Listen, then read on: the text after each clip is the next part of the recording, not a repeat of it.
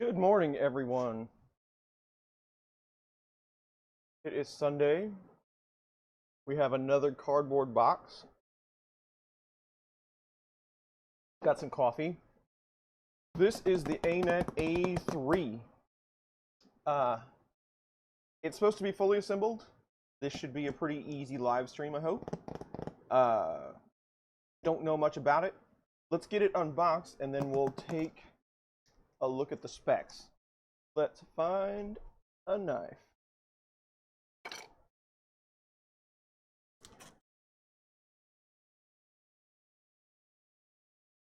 Oh, I didn't zoom in on the ceiling or anything, but this box is really tall, so, and the ceilings are very low.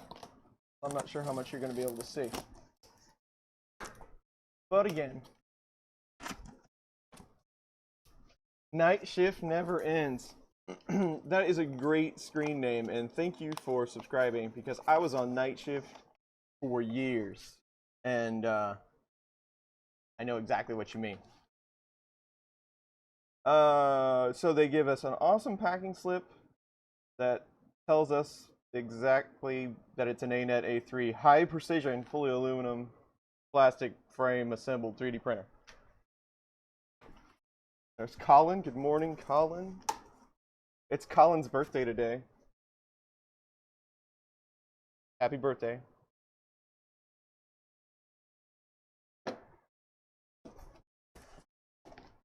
The audio should be much better today. I have a little better mic and receiver, so we shouldn't get cracks and pops. That'll be one less thing to worry about. Let's see how this thing comes out. It is completely taped up foam cube. So at least it's packed pretty well. You're welcome.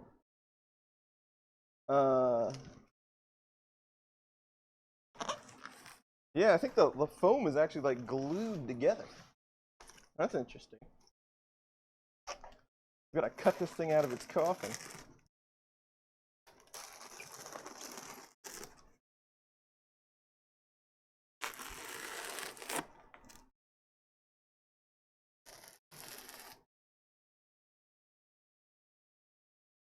Great, good deal. Thank you for checking. That's what I need you guys for. And girls. Man, this thing's packed pretty good, I gotta tell you. It's gonna take longer to cut it out, I think, than anything else.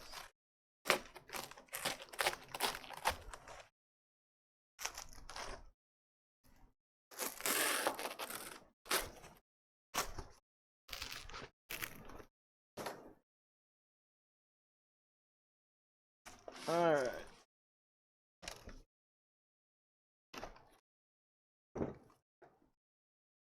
Isn't that adorable?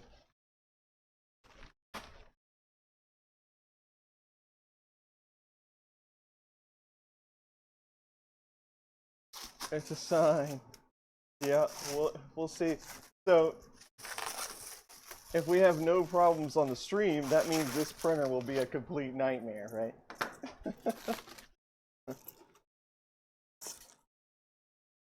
5276 must be my serial number.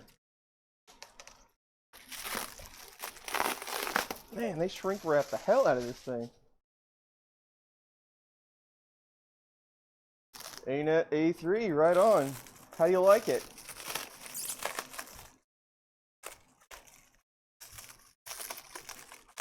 Did you have any problems with it? I guess that's what I should say.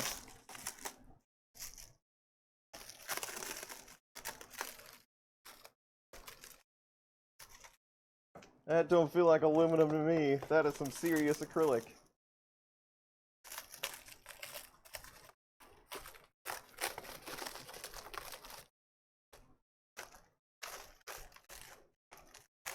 I see Bowden tube. Never a good sign.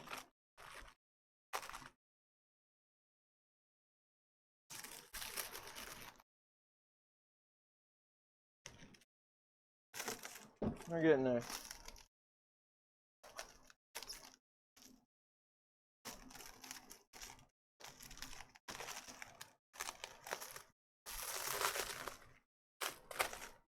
like some sort of lock. Let's lock the extruder in place.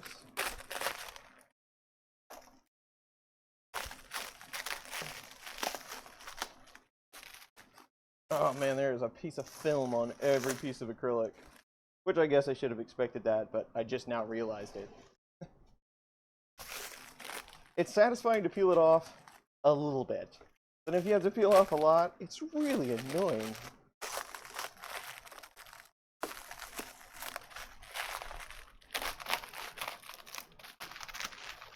That's when you need a helper.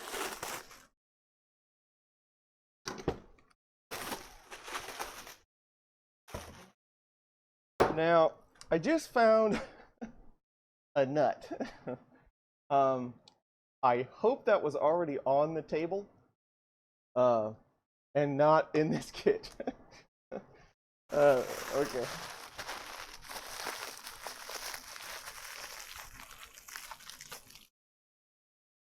I don't know, that smiley face doesn't look like that you like this printer very well. So that's not a good sign.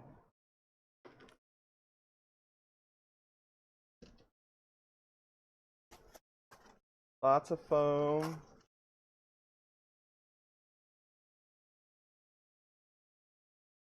Lots of plastic. What the hell? Oh yeah, it's plastic. I was like, is that a part in there? Yes, it's gonna take 4 hours to unwrap. What we got in here? Ah, more cutters. I love these things. Tool holder somewhere, maybe. More PLA. See, I'm telling you, we need a way to hook all of these little short pieces together, and eventually, I'd have a whole spool. That's a good sign. It's a duct for a part cooling fan. I don't know what that is. A wrench, maybe? I don't know. Flat cutters are the best. Okay.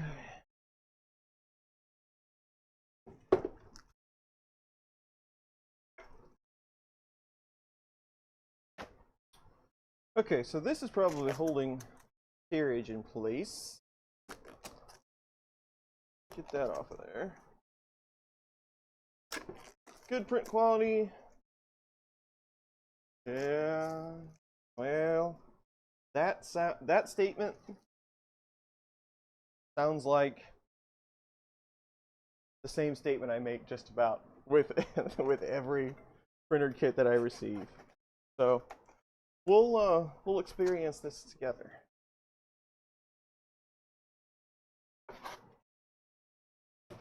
Okay, what the hell's going on here? So that, I don't know about that one yet. There are no directions. No paper directions that I saw. Did I miss something? No. There are no paper directions. So please keep yellow paper on. Yep. Since it's tape.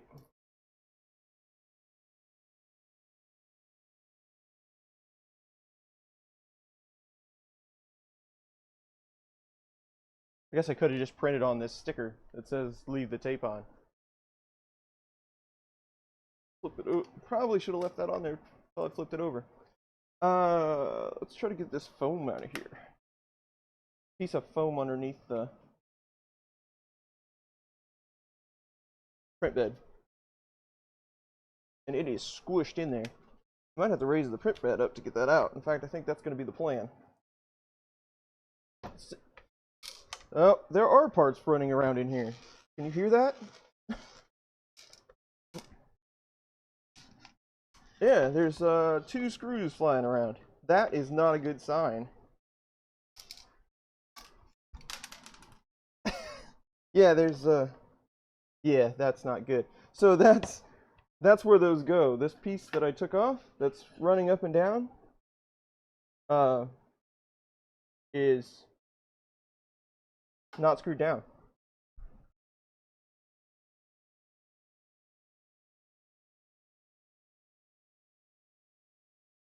So, yes, we'll go to the USB stick next.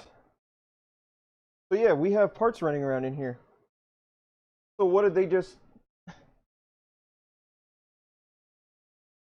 So they just didn't put that... They just didn't assemble that part, and they just threw the parts in the kit like, we'll do that later? Is that how that works? Never. Just send it. Because I know those screws didn't back out while it was shipping.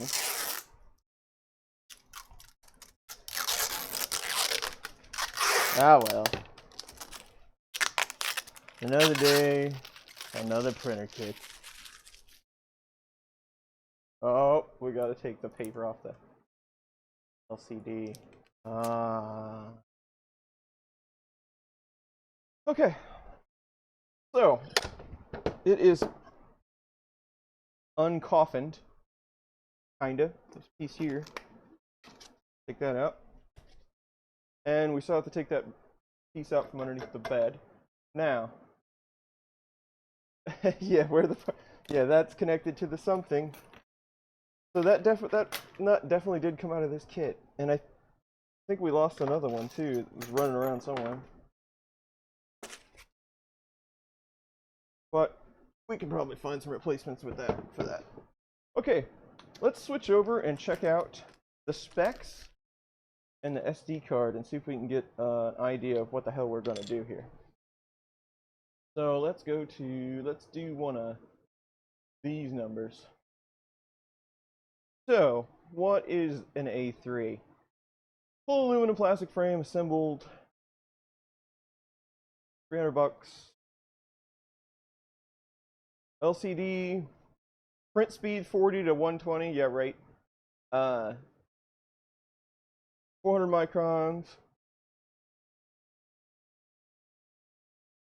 175, access accuracy. We need to check the power on that thing and make sure it's 110. Something I always... So they advertise 150, 150, 150. In the meantime, the print platform is perfectly compatible. In the meantime? Why does that say in the meantime? 16 gig card. Did they really give me a 16 gig card? Sure enough, it says 16 gig. Alright.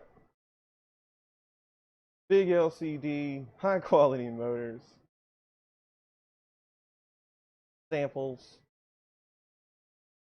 Fixtures. Here's the spec sheet.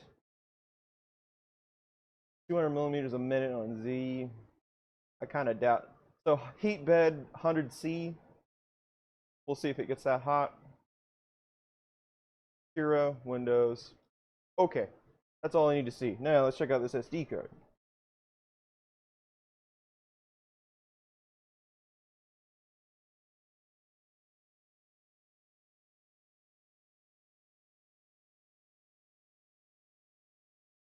Someday after troubleshoot. Yep, that's what meantime means. Okay. English instruction. Installation instruction. Operation manual. Print quality troubleshoot. See. Avoid danger.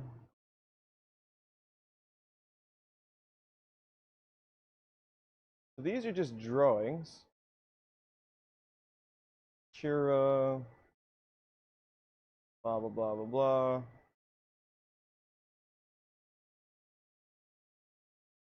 Yeah, I don't need to know how to do all that. I just want to know where the mystery parts go.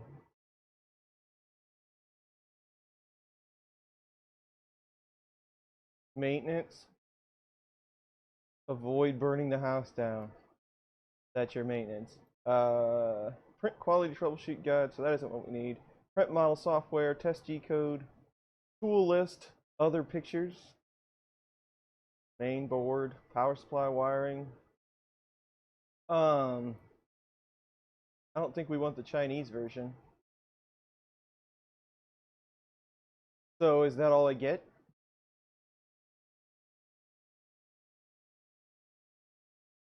What's in the troubleshooting guide?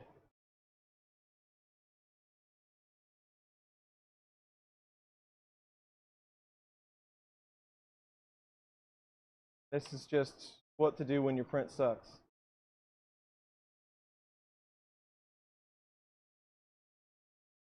Yep. I've melted a few of those plugs already. It's a good tip.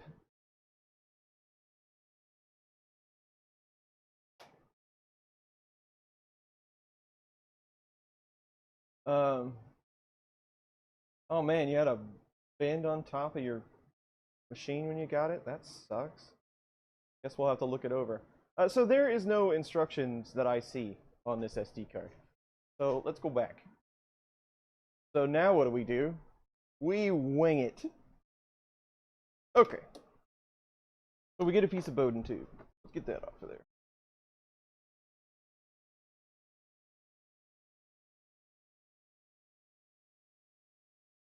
And it is the wrong size. Imagine that.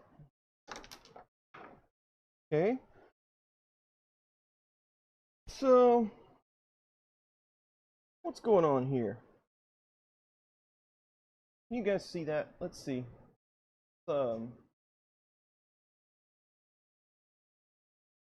Do ceiling.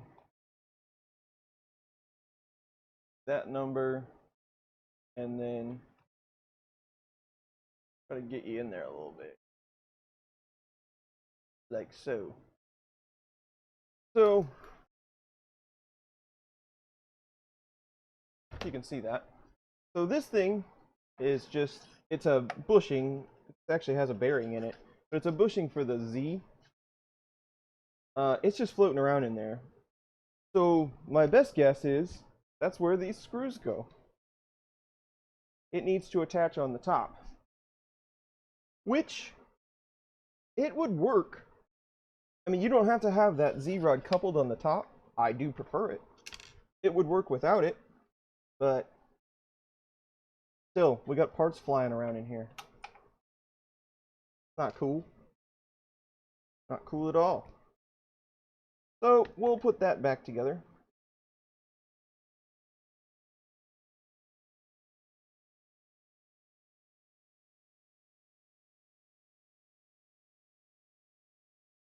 The only other question I have is there's a plastic thing on the back that looks like a lock to me. We'll even use their screwdriver.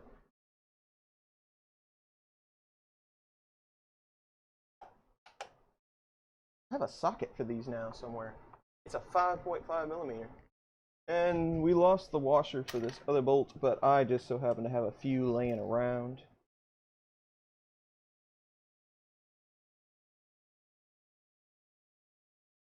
Hopefully there's nothing else floating around in here.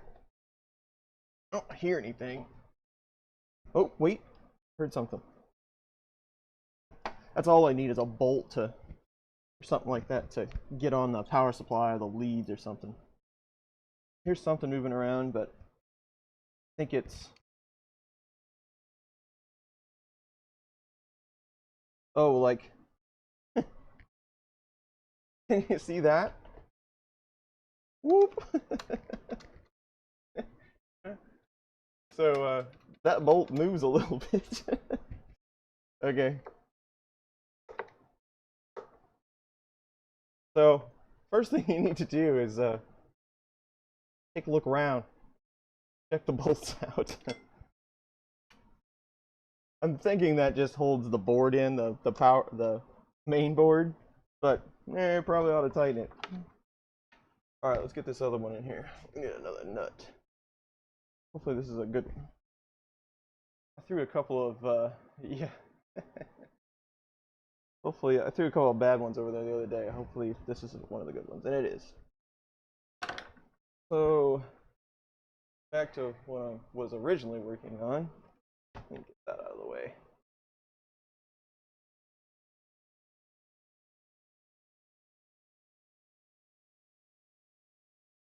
So no manual,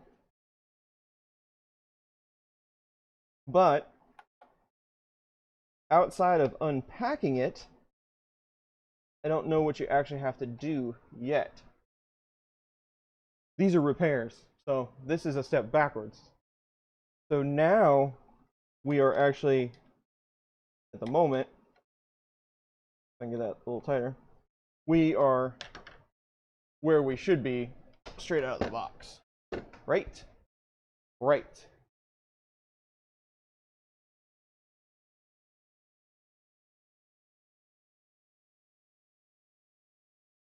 Okay. So now what do we do?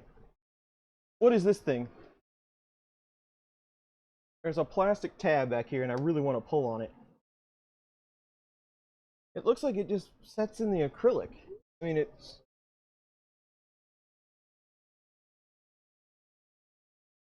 Is that so you can secure your printer so nobody steals it? Maybe I'm being dumb, but I don't know what that's for. I don't know. Not sitting on something?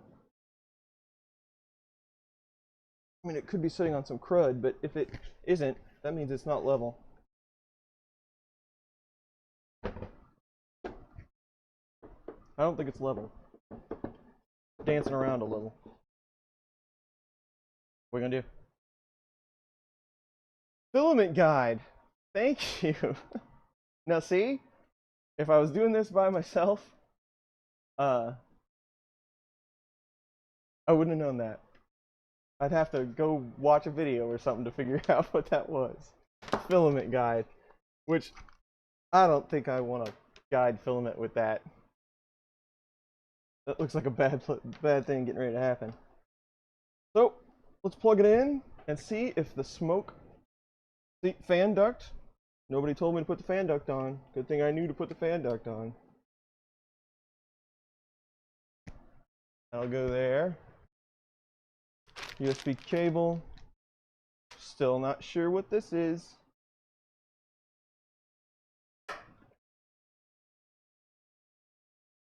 Okay, let's switch to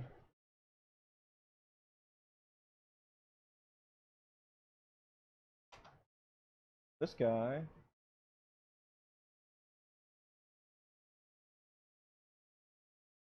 And that way you can see if it blows up. Turns power on. Turns power on. It came on. It didn't blow up.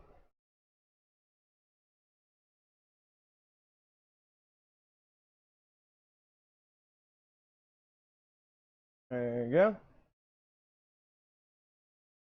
So let's see what we got. So first of all,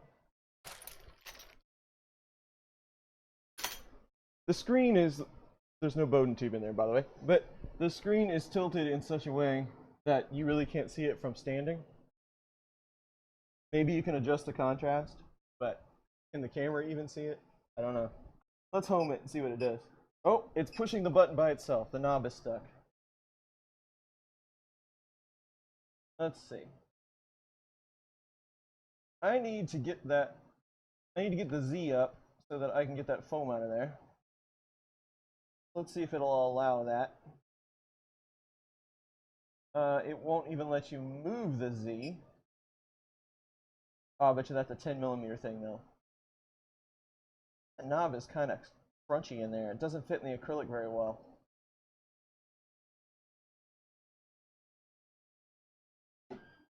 Oh, that moves it down. We don't want that. And you can't move it up. That looks to be reversed to me.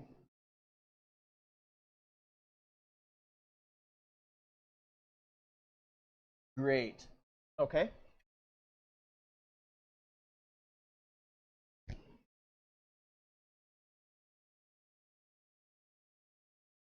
The other part.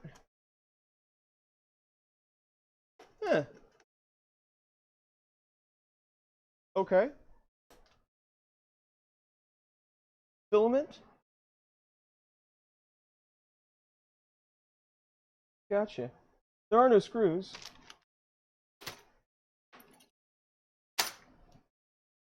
But, all right. So that didn't work. Let's, we just had to rip that foam out of there. Let's see what it does when it homes.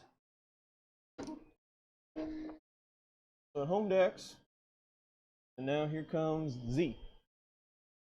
So the Bowden tube isn't actually a Bowden tube per se. It is just a filament guide to the direct drive extruder. So I like the fact that it's a direct drive extruder. The belts are pretty tight. That's good. How about the Y belt? Y belt's pretty good. That's okay. So yeah, it's actually just a filament guide, which I don't really care about. And yes, we're going to, how the hell do you level the bed?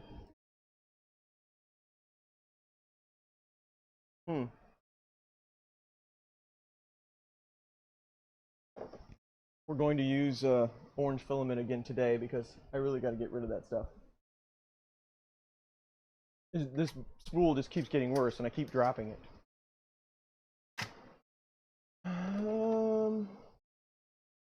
Okay, bed plug. Yes, sir, you are correct. That is the same old bed plug that's gonna melt eventually. So let's see if it'll heat up.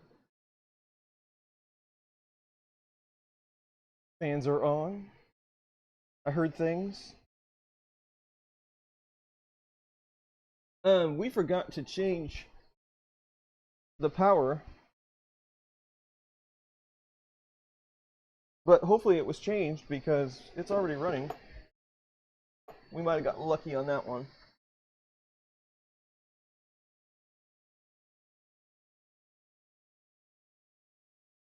We did get lucky on that one. It's already set to 110. Whew. It wouldn't be running if it was set to 220. It would be having a crisis.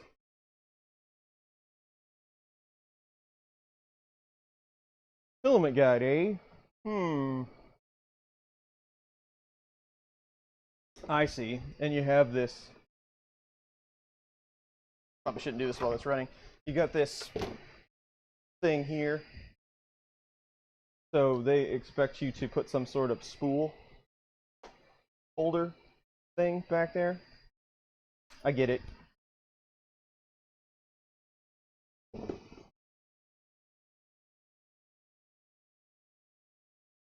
So it's heating up and it really stinks. It smells like burning acrylic.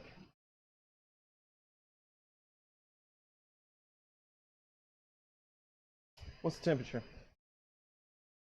200. So it's already there. It says printer ready. So how far away?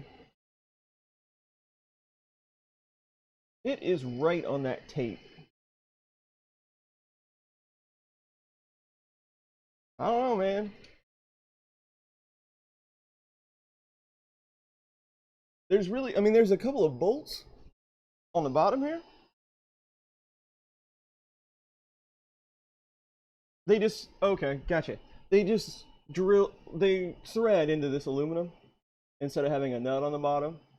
But I think if you ran them very long, they'd probably strip that aluminum extrusion and you would end up with a wing nut or putting something on the bottom.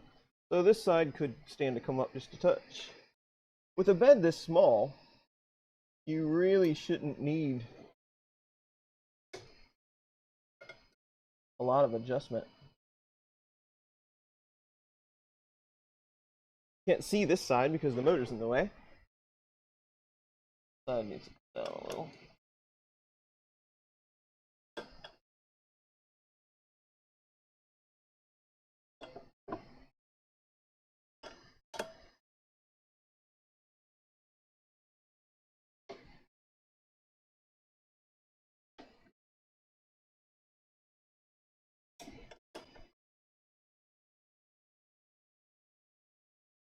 I don't know.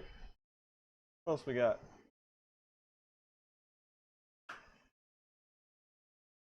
PLA sticks awesome on masking tape. Yes, you are correct, sir. Masking tape is actually a really good surface. It's just a real pain in the ass. Constantly, if you get it even a little bit too close, you gotta replace it. At least with glue stick, you can just keep slapping more on until it gets too thick to print, and then you can wipe it off and start over. Let's we need some sort of, this bolt goes here, and then, yeah. Gotcha. And an ultimaker.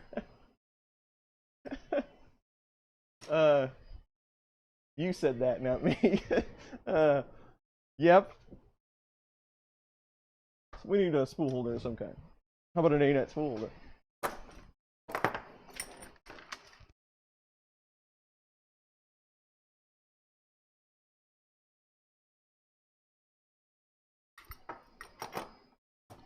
I don't know why, but I was expecting it to like have plexiglass in here, like in these holes, to be fully enclosed for, you know, kind of a heated chamber type of deal.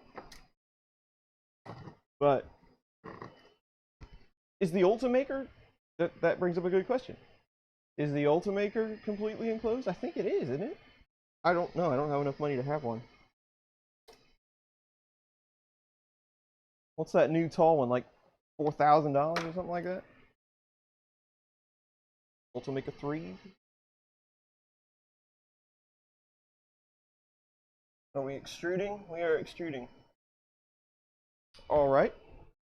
So far, so good. Well, as good as can be expected.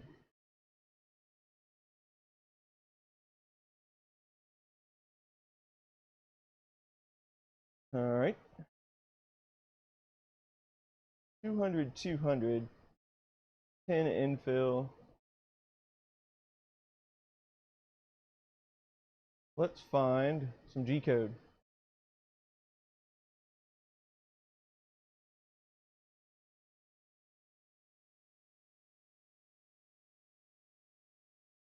So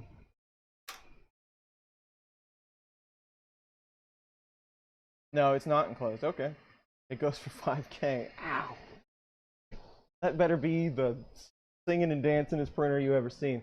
So this is the slot they give you to put that USB card in on that board. My fingers can't do that. So that's pretty inconvenient. I'm gonna be turning this printer up on its side, trying to get the card in every time I want to print. So that isn't gonna work. I will give it an attempt to do it just with my fingers without the tweezers. Let's see if I can get it done.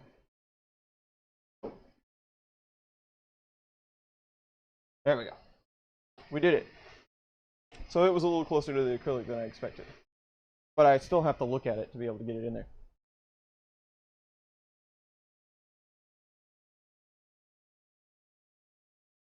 So this is the same. This knob sucks. It's too close to the acrylic. It jams up. So this is gonna have to be filed down or something. No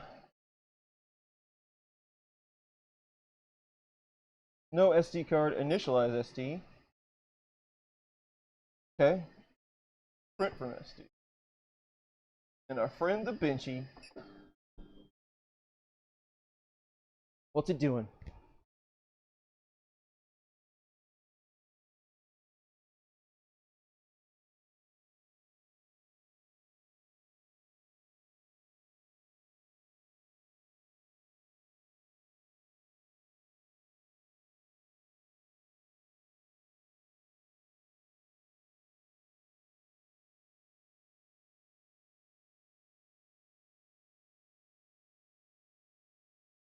Is it doing something? It's stuttering like crazy. And it's trying to print the Benchy in the very corner of the bed. That won't do. Let's stop that and figure out what the hell just happened.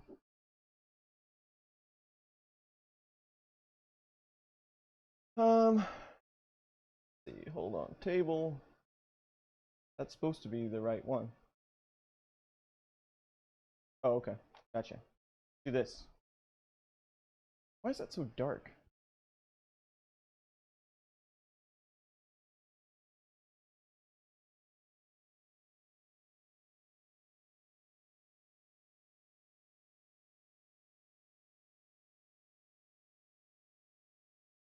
Too much.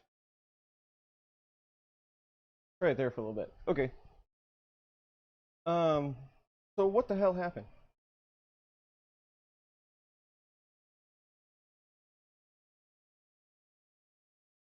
Get it to home again.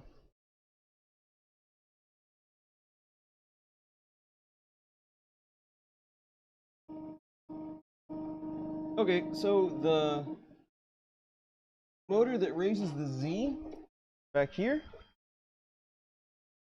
is completely cocked to one side. It's just slipping on the belt. So there's the first failure.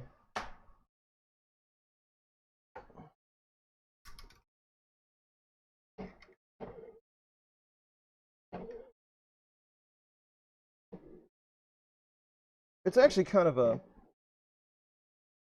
It's not slipping on the belt. The gear was not tightened onto the motor shaft. As loud as hell it sounds like. Yeah? That's never good. Let's go back to this while we work on it. So, it looks like... Is it the gear?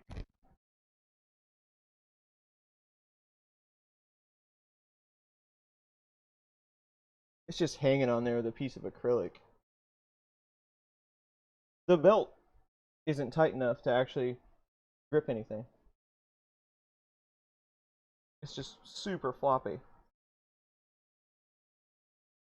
The gear's on there. The belt is way too loose. So they give you 2 bolts here. Can you see this? That you can loosen up and bring the motor down and try to tighten it up a little bit. Let's try that.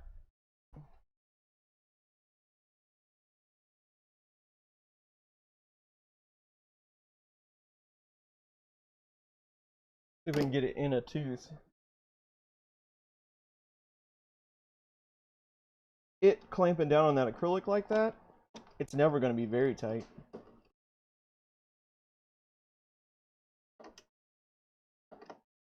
So first attempt was a failure, but I'm not surprised. That is 2 GT belt. Like, it actually has markings on it. It's much nicer belt than most ANET belt. If you tighten these too much though, that acrylic is going to snap. How about this other motor over here? That's the end stop. Where is the other? See, all the rest of them are kind of, they're tightened up with zip ties. What do you say? We just go for it again? All right. So that's a problem. Don't you love it? But that's why we do these, right? We're not doing these for the people. Something like that. The people that are thinking about buying these printers, this is for you.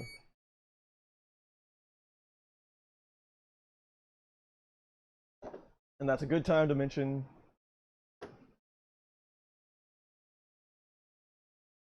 yeah, I got some of that. We might do that while it's printing, see if we can get it to quiet down. Good. No, that's a good time to mention that this one was purchased by me, own funds. Nobody gave it to me for free. So, print from SD. Why did it print? Oh, it printed in the corner because the belt was loose. We're just going to say that was true. Let's see what it does now.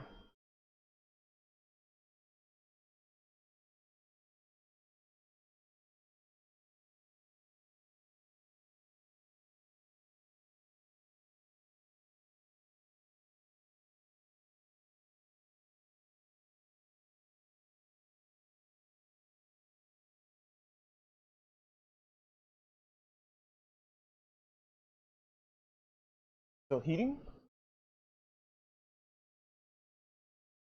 That little bitty bed heats up quick. I gotta give it that.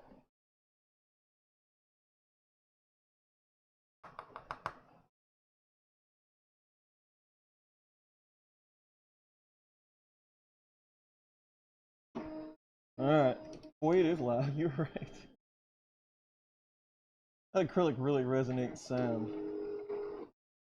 Now what do we got? Now it's over. It's printing on the right hand side. But this G-code was created with a giant printer.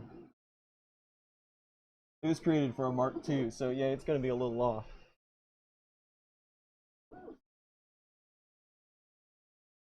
So it looks like it's going to print, but I don't like it printing over there. And we don't want this live stream to be super short, right? So let's, real quick,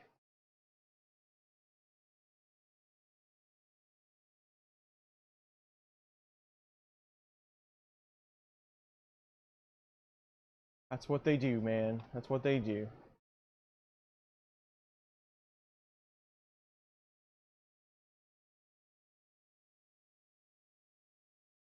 See if we can get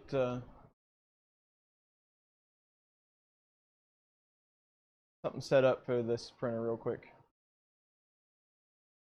Slicer doesn't always agree with this computer for some reason. You guys want to watch it slice?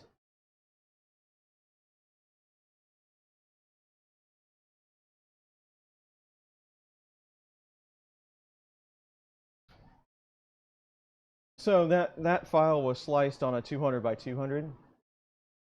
That's why it tried to print it over there in the corner.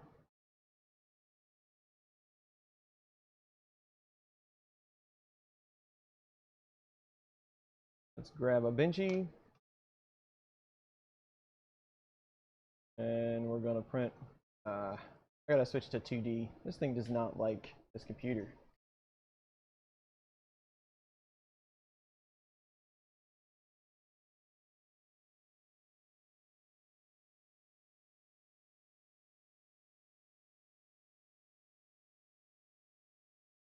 Come on, you can do it.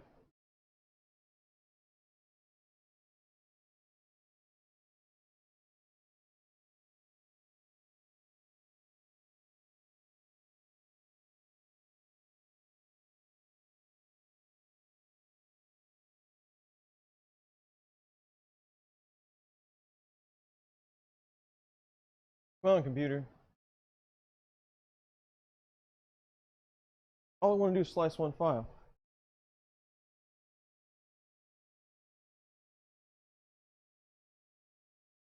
Doesn't like it. It doesn't like to slice while it's streaming all this content either. Now, getting this SD card out is another trick. Where to put those tweezers? They're around here somewhere.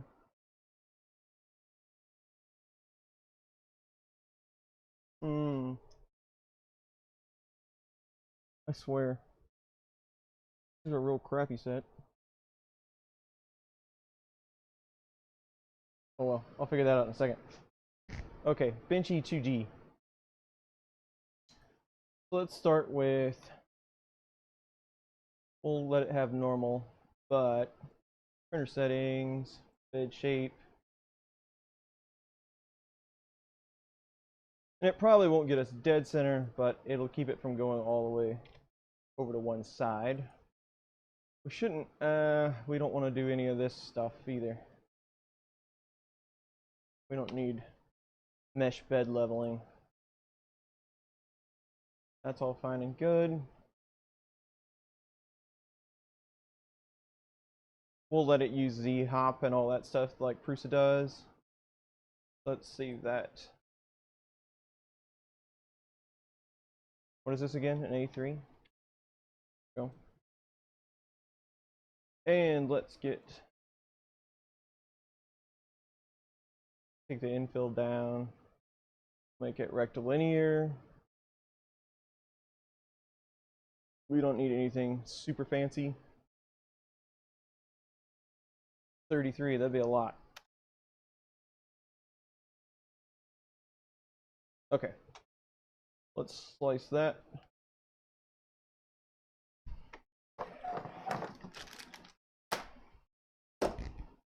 I swear, I put everything in the pile. I need a toolbox or something.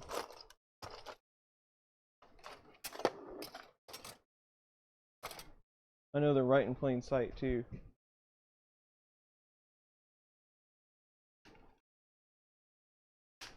Just have to use these.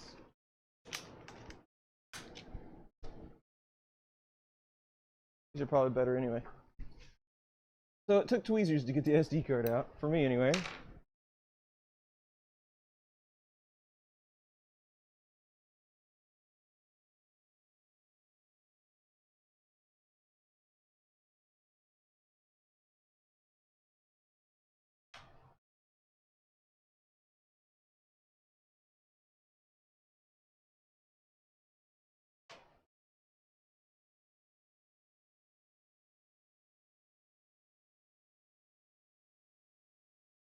Okay.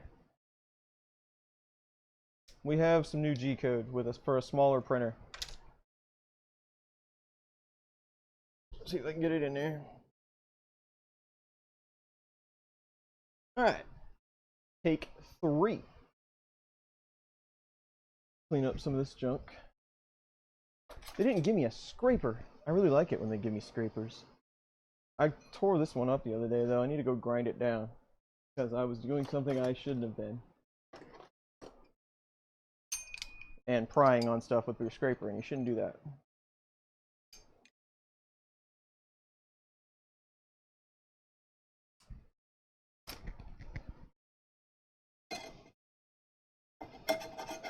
Try not to rip the tape. Please get out of the way. Okay. Take 3.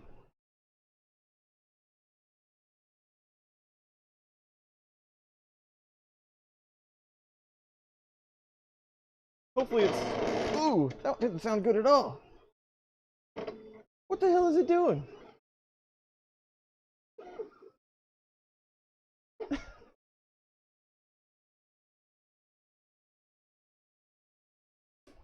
Turn it off, turn it on. So it took off, and it started printing in the exact opposite corner. And made some really bad noises.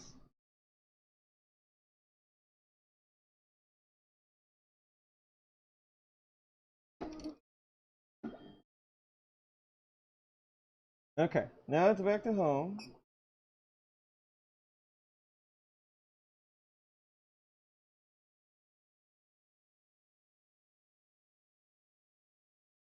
See what it does this time. I had it in the center.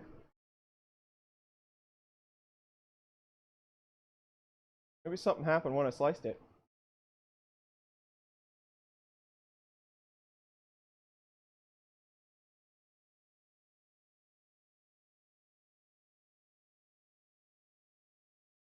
Much better.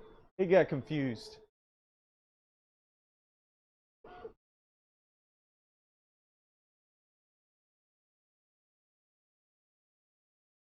That's pretty close to the center, I think. Let's see what we can do about that.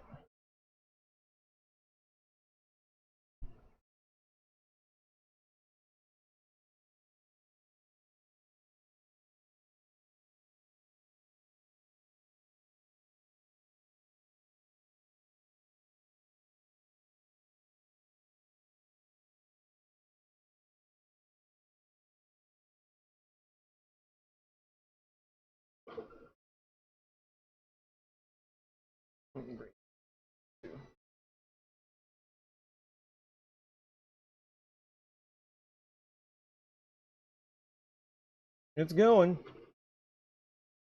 It looks pretty. First layer looks good. How about like a...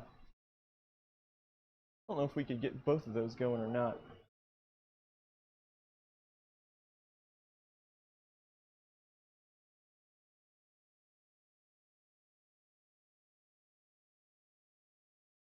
What, something like that.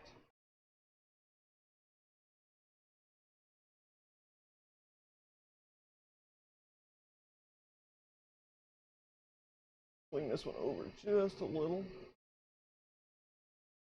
Bring this one over just a little. Get a good bird's eye view going.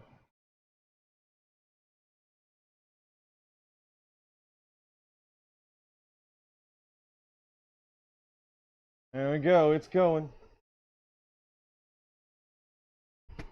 Go, Benchy, go.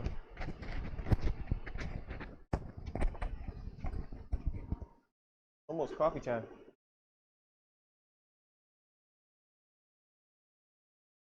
It does shake the table pretty good. It's not on fire.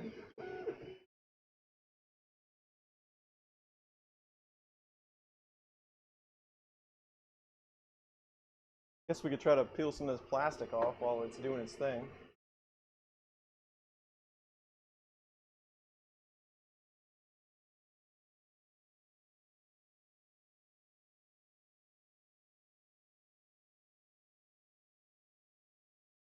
There's a little. There's a lot of plastic on this acrylic.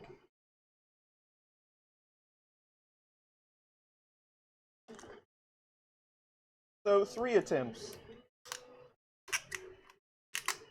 So what, we had loose screws,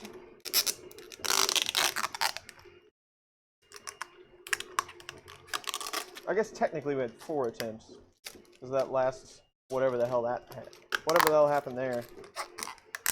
What I'm thinking though with this one is that if you sealed it up, like put some acrylic around here or whatever around it, sealed it up real good, you could use it for small ABS parts. Make things a little easier to print. Well, not necessarily small, but you know what I'm saying. Maybe taller, but you would have the heated, or not heated, you could heat it, I guess. You would have the enclosure so that you didn't get all the cracking and warping. And maybe you could, if you can get it stable, I don't know how stable this thing's going to be, but if you can get it stable, you might be able to like put it on a bookshelf and just leave it there, hook it up to Octoprint. So it's not a bad looking machine.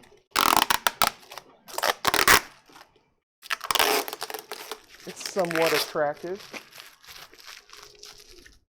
It's dateable.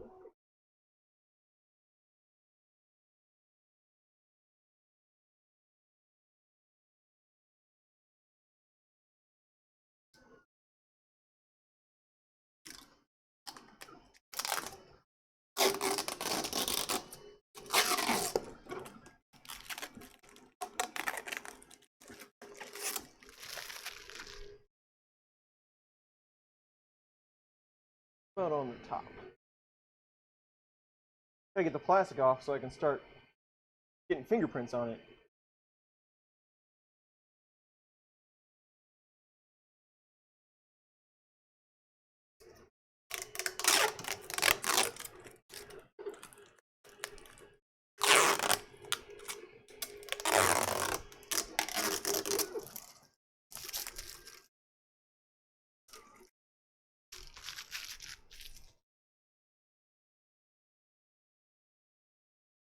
Oh, it smells awful. I hate that acrylic smell. We already did the front one. So that should be good.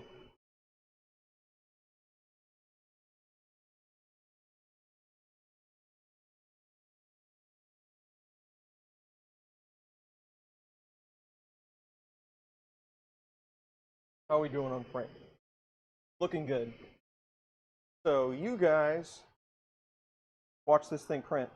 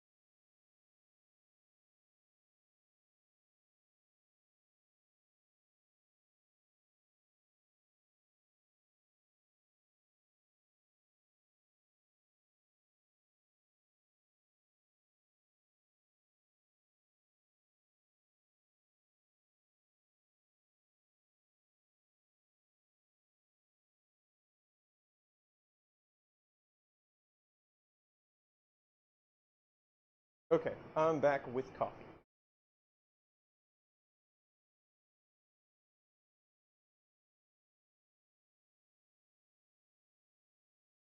Yeah, I get that all the time. I don't have a main brand. Let's switch. Maybe we should switch back to table main. We'll do that. So I don't have a main brand. I've got about, I don't know, 10 different brands, 7 or 8 different brands. But it kind of depends where you live. This is Filamentum, and this is from the UK, or it's from Europe somewhere. I'm not sure exactly. Germany, some maybe. I don't remember. But if you live in the United States and you want bang for the buck, and it's the cheapest, it's probably the easiest to get, and I haven't had any of it that printed poorly, go with Inland brand from Micro Center. If you have a Micro Center close, it's expensive to ship. That's the problem. But most spools at Micro Center are only 15 bucks. You can get ABS, PETG, PLA. They're all $15. And I've never had a bad spool. It is the best cheap filament that you can get. Go with that. Hatchbox is good. It's not too much more money. It's 22 to 25 a spool, I think. It's available on Amazon, but a lot of times I've found with Hatchbox you can't get the color that you want. Like they never have it in stock, or sometimes it's hard to find. It's not bad stuff though. It's pretty good. Then next I would say, like, under that, eSun isn't bad. I think it's a little pricey for Hatchbox. I think the Hatchbox is a little better maybe. It's a little pricey for what you get. But yeah, so go with Inland if you have a Micro Center.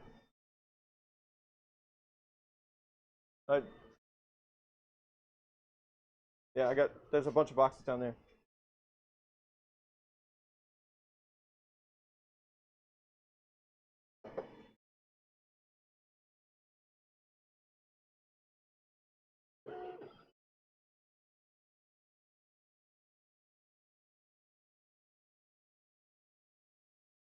I have to say the print looks pretty good so far.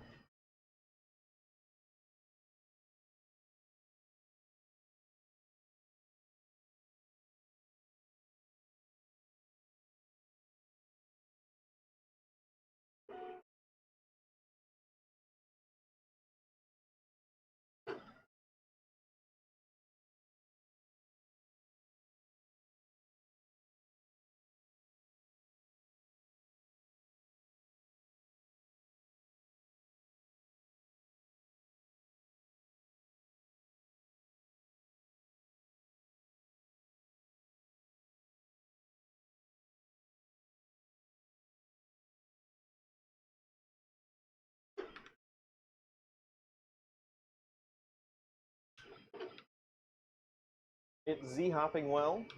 Some printers don't take to that Z-hop very well, I've found. I don't know if if we got time, right? But if you've ever messed with Z-hop, you can jump on movements. You can jump up however many layers you'd like, and that's what we're doing here. We jump up one layer on large movements.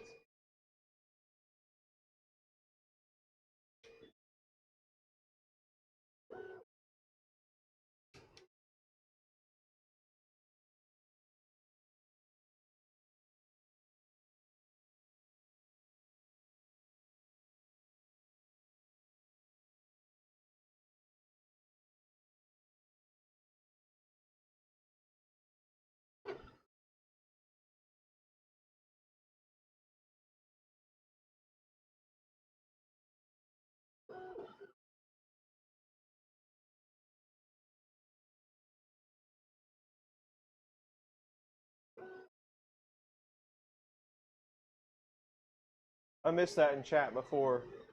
MMPP, you did not miss something important. This is just, it was supposed to be an unbox and start printing printer, but we had a few hiccups when we started, a few bolts running around, but now we're printing. Everything's good. Just hanging out, chatting.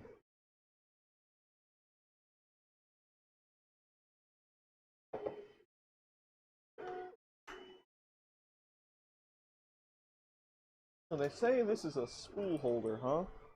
Do they show a picture of this thing anywhere?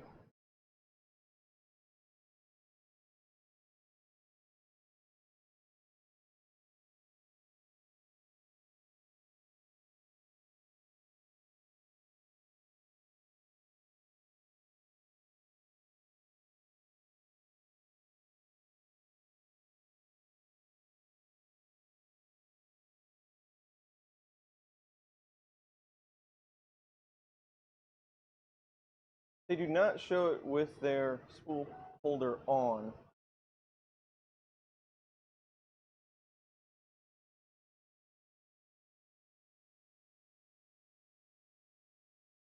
I have to look around on the SD card.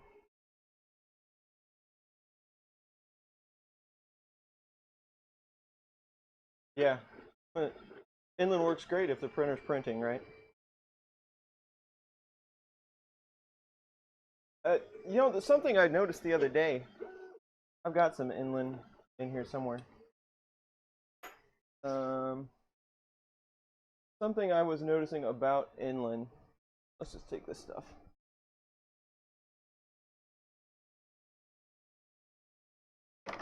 This is inland PLA, but it doesn't, I mean, PLA snaps, right? I mean, it's super hard, rigid plastic, but inland PLA, see that?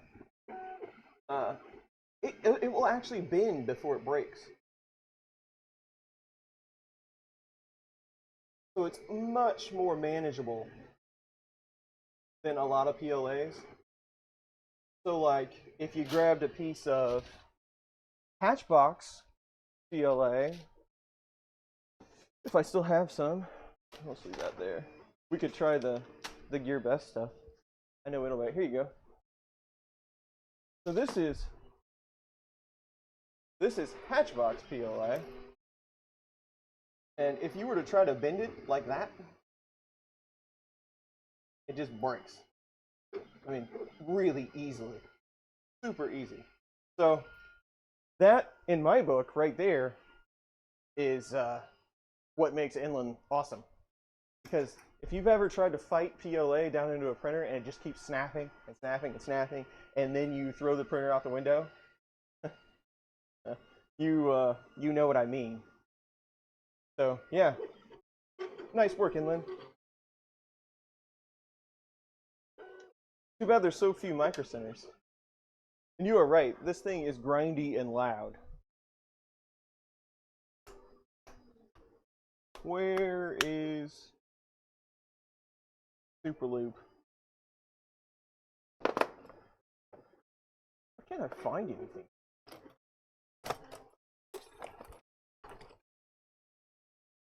Probably because I tried to clean up the other day. Now I can't find anything. There it is.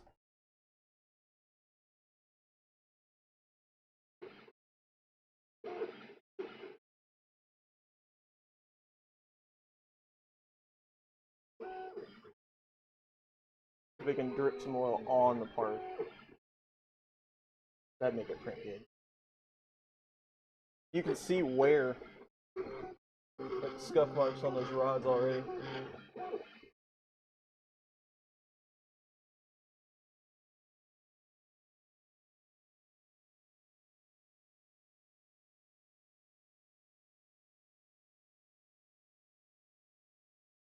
Did you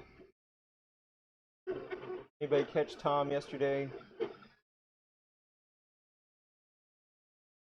with the 3D printer pens? I have not had the time to watch it yet, but those are curious little things. I don't know much about them. I've never had one.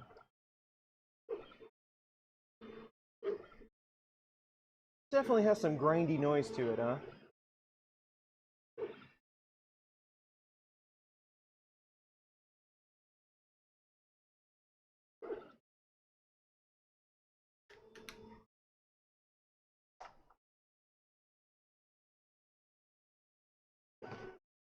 That stupid broken spool keeps hanging up there.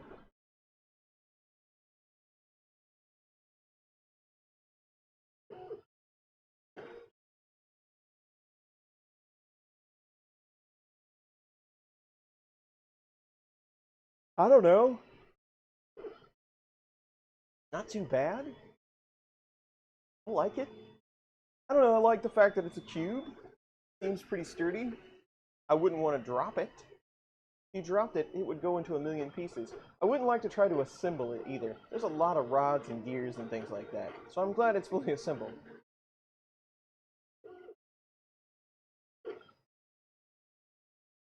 We'll see after we put about a million prints through it.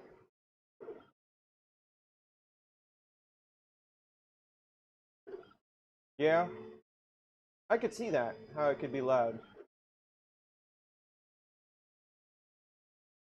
I've got some pretty loud ones. Couldn't even tell you which one's the loudest. The A8 is pretty loud for being an all acrylic printer. Prusa MK2 is pretty loud, but it's a Prusa. I can't fault them for that. It's an automatic printing system. You hit the button, it prints. You're happy.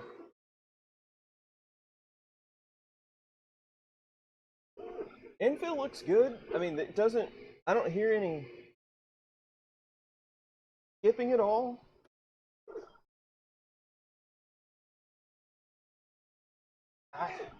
No complaints so far. We'll see when it gets to the wheelhouse, see what retraction looks like.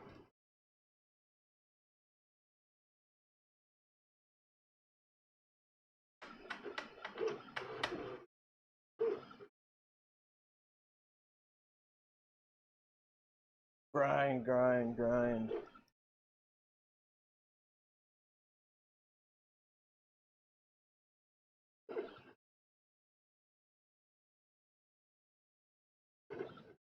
Is it the linear bearings that are causing that grinding sound? Or is it just the fact that it's so rigid you can hear it? I don't know.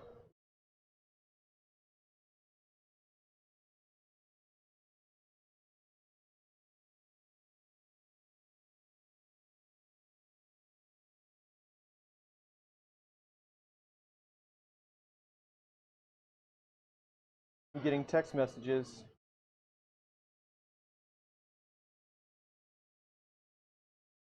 About things.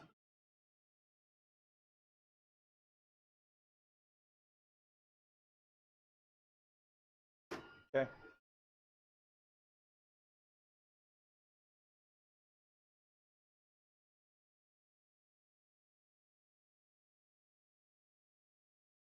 So Benchy takes about an hour and 50 minutes at, what, 45 millimeters a second, I think? This one, I reduced the infill 10%, and I changed to rectal linear, which is probably the fastest infill. Let's see how much it reduces the time. Get our Benchy times down a little bit. X carriage is wobbling around, and the bushings are cheap. I can see that. Yeah, I'll have to dig into it a little bit and see if, after it gets done printing, see if we can find the source. It sounds like exactly what you're saying, though. It sounds like cheap LMU 88 bearings to me.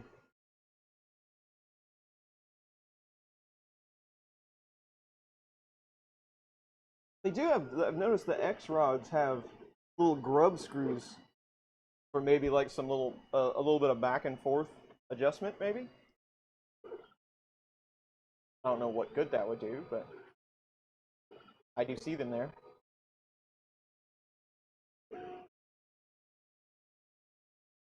Yeah, it very well could be that the bearing holder that does the rolling X, it would be the X idler, right? It very well could be those inside that channel. I wonder if it's super tight inside that channel, maybe. That could be causing a lot of the noise. But, I mean, the construction of this thing adds to a lot of it.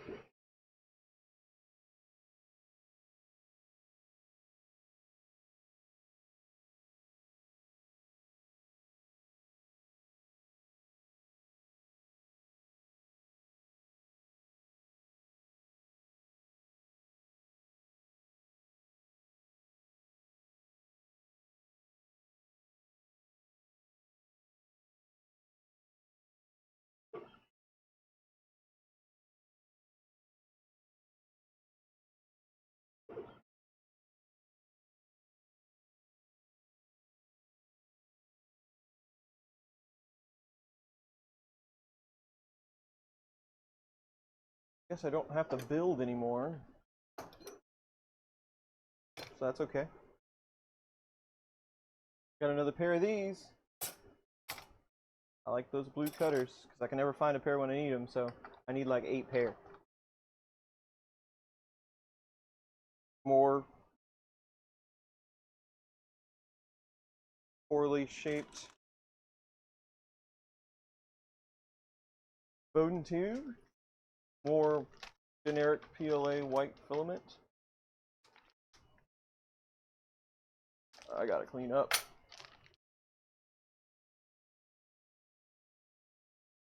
One of these days I'll clean up, I swear. Promise.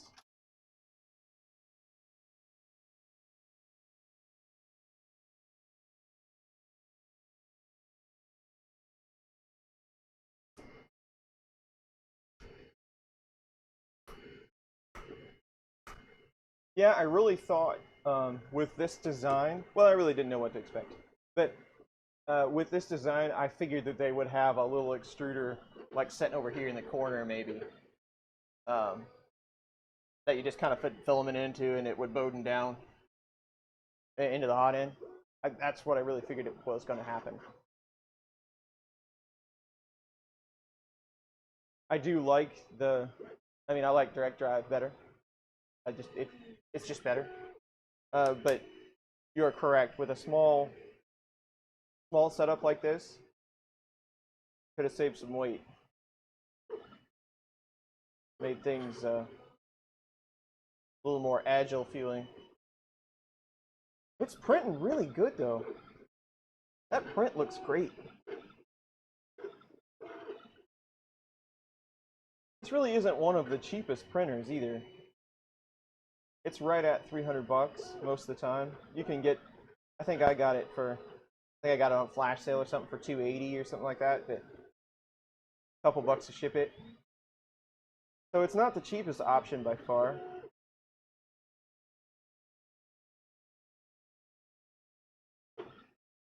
It's nice to not have the power supply running around and you get a switch. The power supply's not out there trying to shock the crap out of you all the time.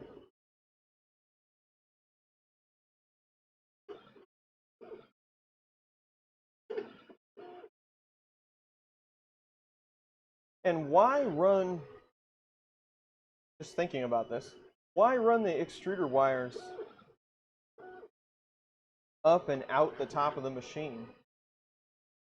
I mean, I guess it's kind of a natural arc, but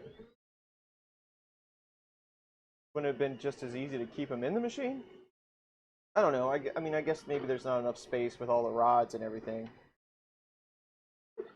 But you're adding wires like on a really sharp edge there.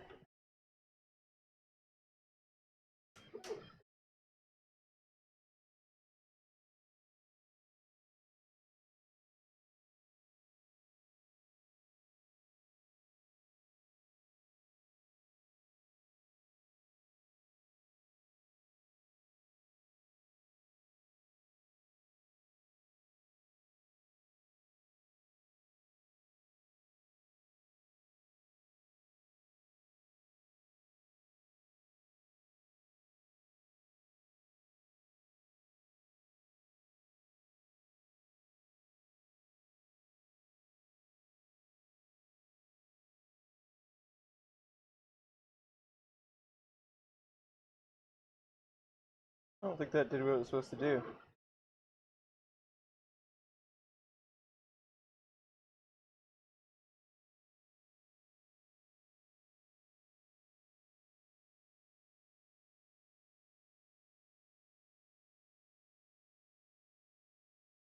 Hmm.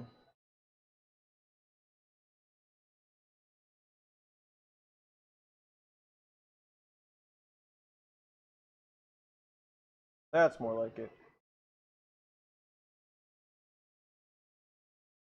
There we go.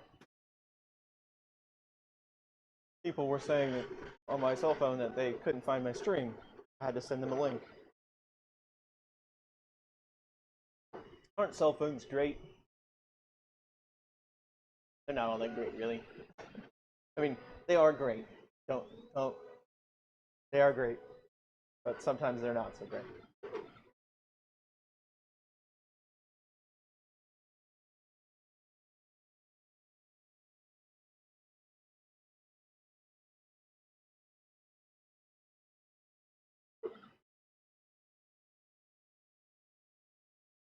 I've noticed that very thing with ANET. So ANET gives you this printed duct for your fan, and it's pointing like right at the heater most of the time. I didn't really notice on this one. It is actually a little lower than I've seen on other printers. So it's a little closer to where the print actually is. But yes, I've seen some of those ducts. They're too high, and they're actually cooling the heat block instead of the print. And those squirrel cage fans, these type of fans, they're not to be underestimated. Some of those can really put out some air, more than I would have ever imagined.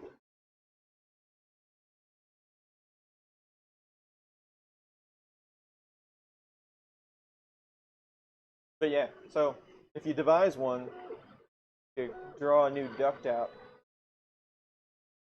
put it down, put the link down in the comments or whatever. We'll give it a shot.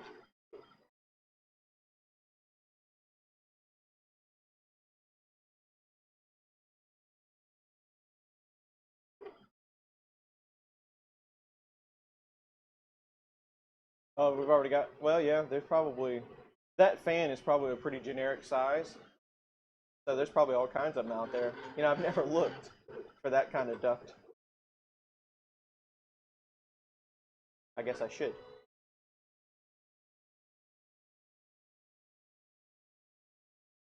Well, the deck on the Benchy is amazing. It's very flat. It looks very good.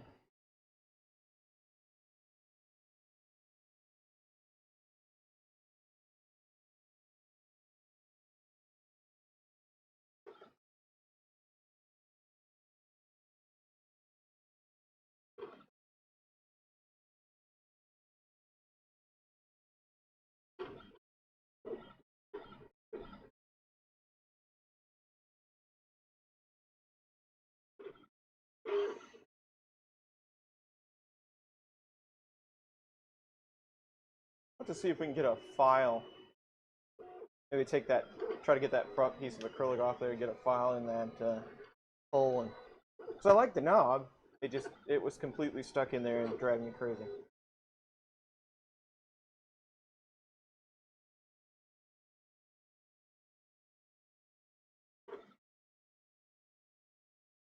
I don't know. That's one. I haven't ever looked at it.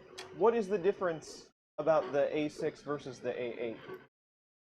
I've never looked at the A6. I have an A2, and I have an A8, and this is an A3, and I have an E10, but I don't have an A6.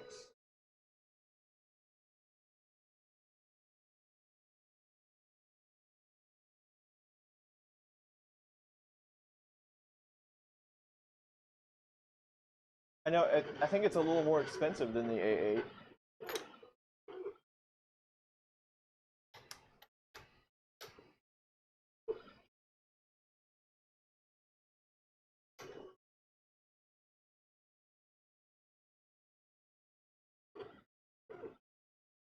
You know, one bad part about this design is I can't get enough swing to slam the part off the print bed. That's disappointing. Actually, I have to take it off.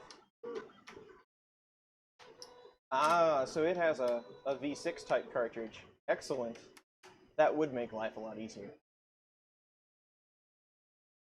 That had an actual heatsink.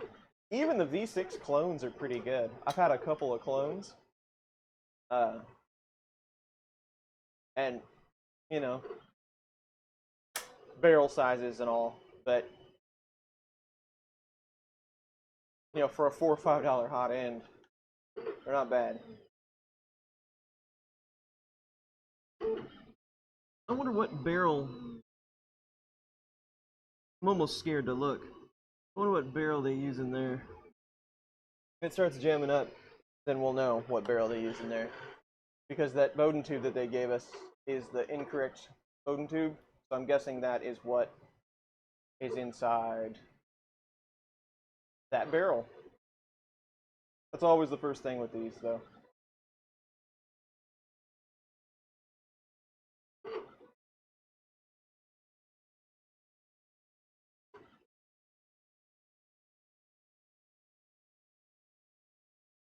Agreed.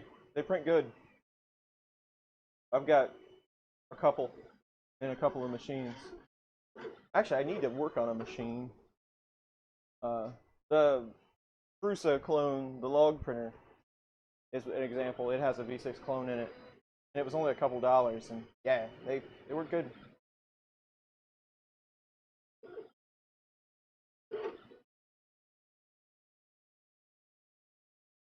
Colin was on here earlier. He's got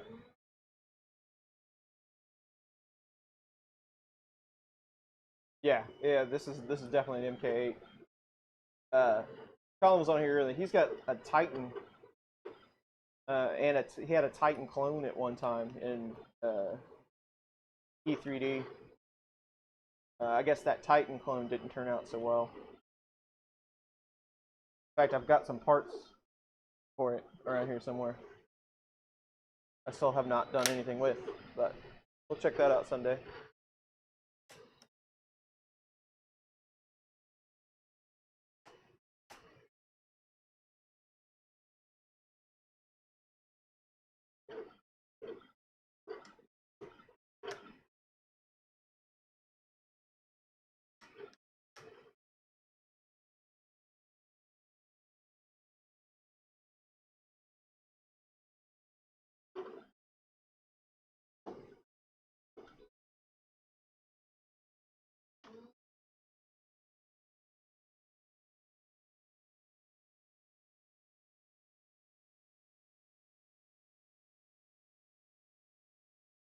Oh, that sucks. Yeah, I haven't heard very good things about the Titan clone. How do you like your tarantula? People say the genuine tarantula is much better than the A2. The A2 is pretty much a direct rip-off. Don't say rip-off. It is a direct family member? I don't know. It's the cousin of the tarantula. But it's not very good. I hate to say it, but it's just not a very good printer.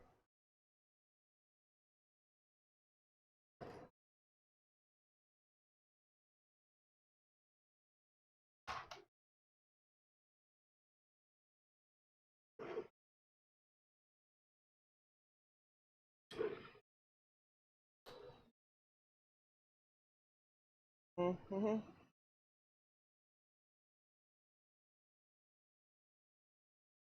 We need just a little bit better camera setup. It'd be nice to be able to get into that a little closer.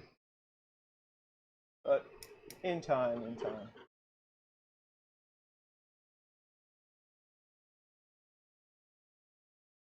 Yeah, that's kind of what I figured. TiVo's got a couple of cool looking printers. I don't personally own a TiVo. I wouldn't be against it though. I'd like to try that Black Widow out, but I think that thing's some pretty good money. Wan Hao is another one. I don't have a Wan Hao, but I'd like to try a duplicator. They look cool.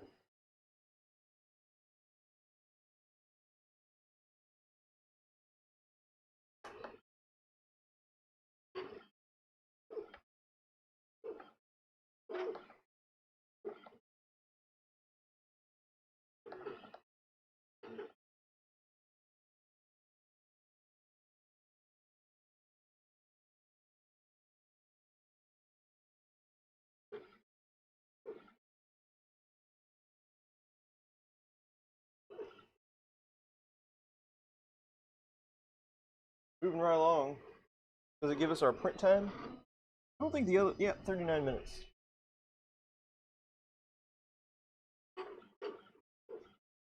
No dropped frames. Things looking good.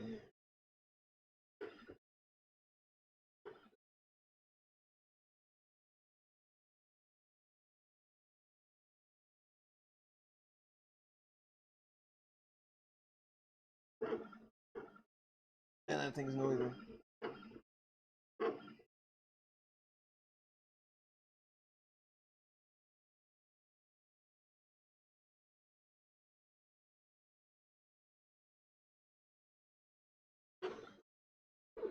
Uh,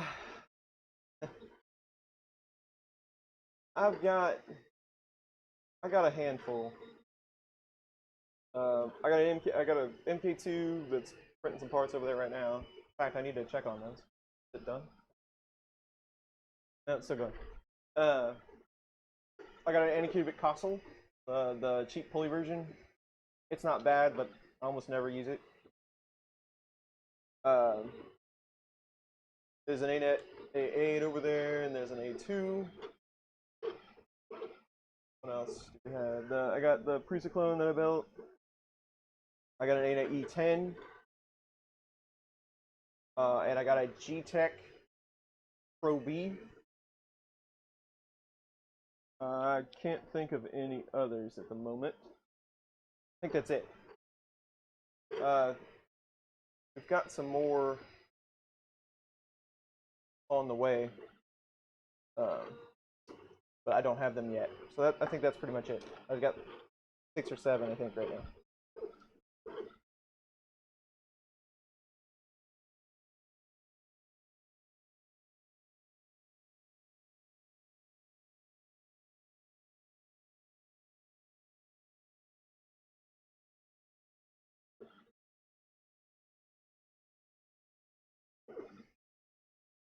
ANET put their logo on their stepper motors. When did they do that? Does this one have logos on it? No. This is the first one that I've seen. It has the ANET logo on the motor. Before it was just generic stepper. Oh. They could only afford it on the extruder motor. The extruder motor has the ANET logo. The other ones do not.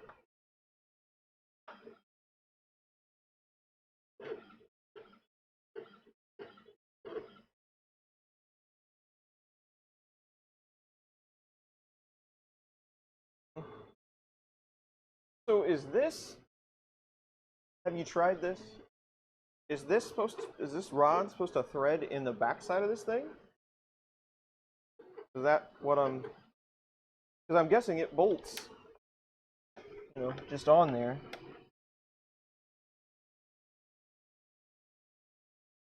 And then you're supposed to thread this on the end of it?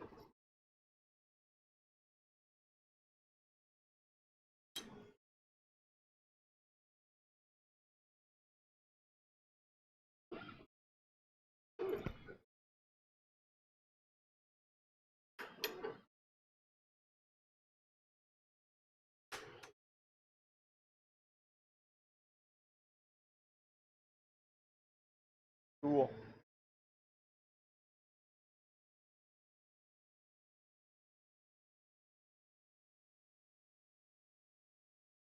Always complains about audio. Don't know why. But I think our audio is good. Much better today.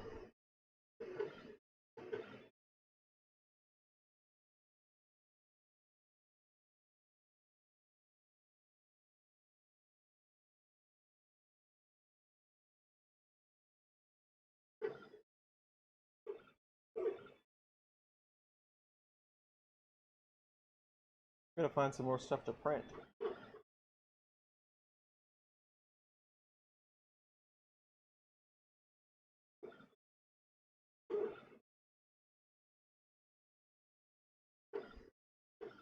Okay, gotcha. Yep. Give me these. I will attempt that just for fun when the bed is out of the way.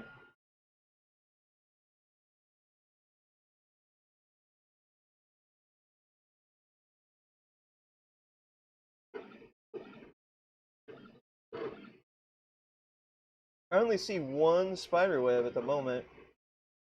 I mean, it's very faint, so retraction is good. This one is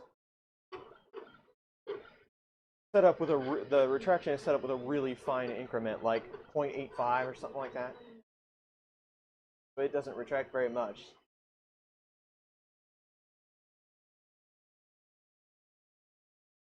Gotcha. Thank you.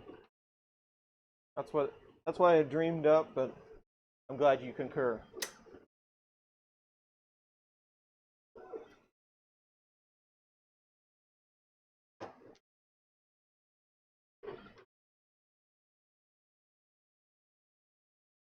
I don't know how well that would actually work.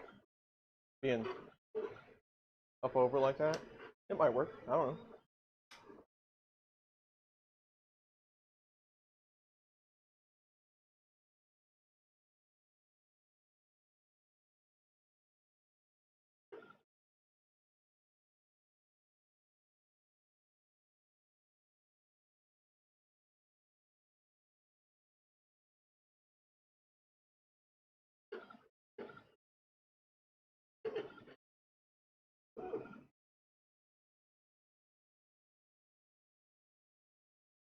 The extruder gear looks a little different in there. Well, maybe not. Maybe I just can't see it very well. There's a couple of different types, but ANET usually uses that one that has a shaft and then the spines. And then it has like a little button on the end of it. So the splines are actually in the kind of in the center on the tube.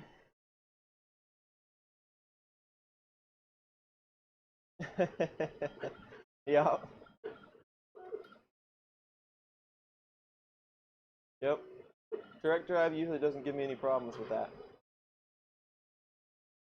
I've been surprised before, unfortunately. But it's usually always because of speed.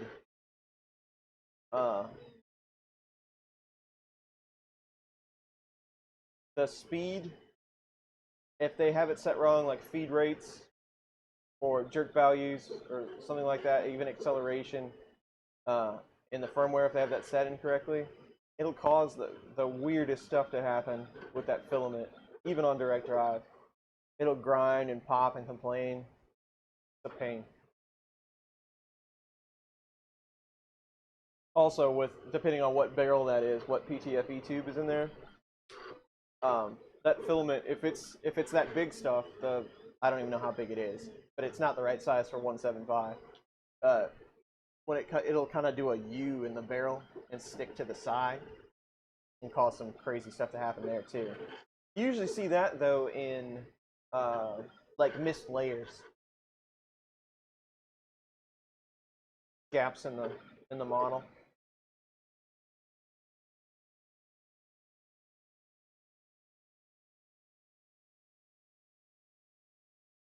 It's moving.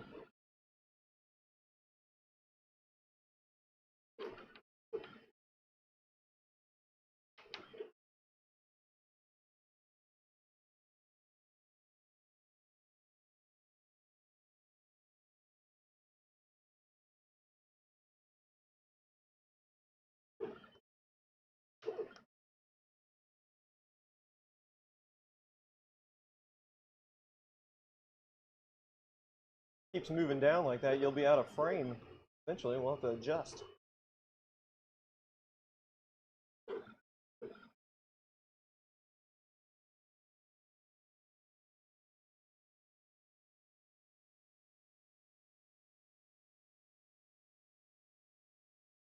No, I am not. I do not use Simplify 3D. I don't want to pay for the license. I use Slick 3R, and I will use Cura from time to time, but mostly it's Slick 3R, the Prusa edition. And I heard, I haven't tried it yet, haven't seen it yet, but I heard that Prusa added movable supports maybe to Slick 3R. And if that is the case, then Simplify 3D is kind of out the window, really. I mean, people will disagree, but why pay for Simplify 3D if you can have movable supports in Slick 3R? I know Simplify 3D does a lot of stuff, but it is pretty pricey. And when you're going for an open source type of thing, type of deal, like riprap, self-replicating, blah blah blah blah blah, you're gonna want things to be as cheap as possible because we're all hackers here, right? Or what are they don't call it hack. We're makers. We're makers. They don't call it hackers. Hackers is a bad term. We're makers, and we're all broke. We're all broke.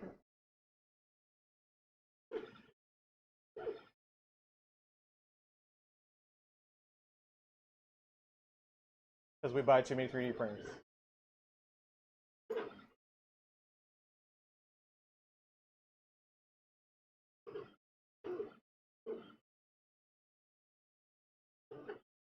I wonder if there's any way I can get that plastic off the bottom of this thing without wrecking the whole deal.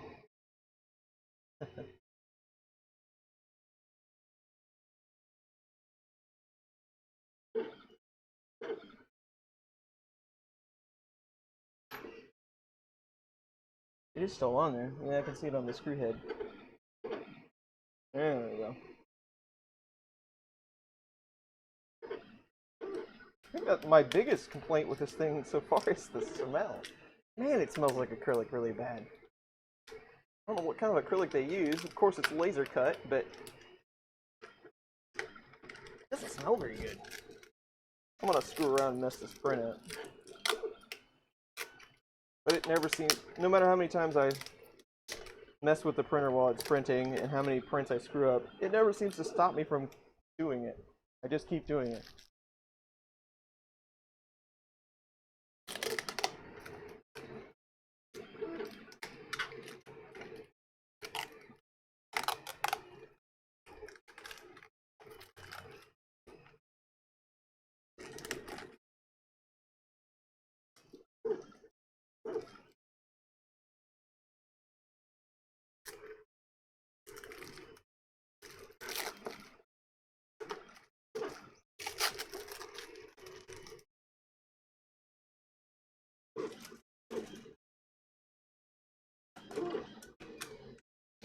That bottom acrylic plate sure gets warm.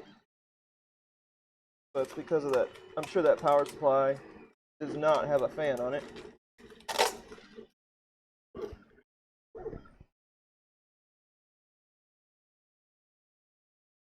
Got almost all of it off.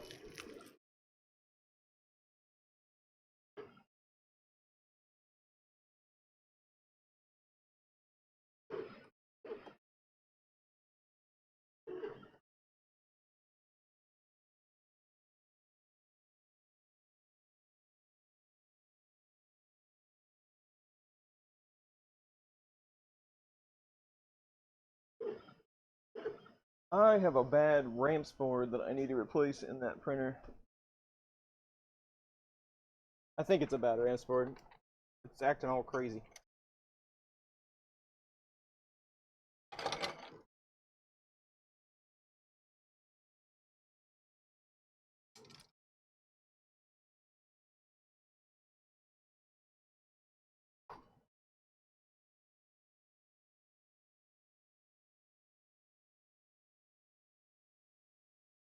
These just slide out if you're careful. Slide out.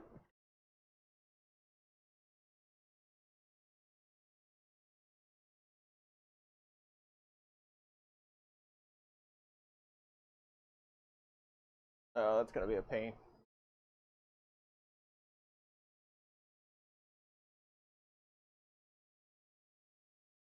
It is 200 micron, 0.2. Pretty much keep everything at 0.2, unless I really want to get something done quick. 3.5 looks pretty on a 400 micron nozzle. 3.5 is pretty impressive, but yeah, I usually keep it 0.2.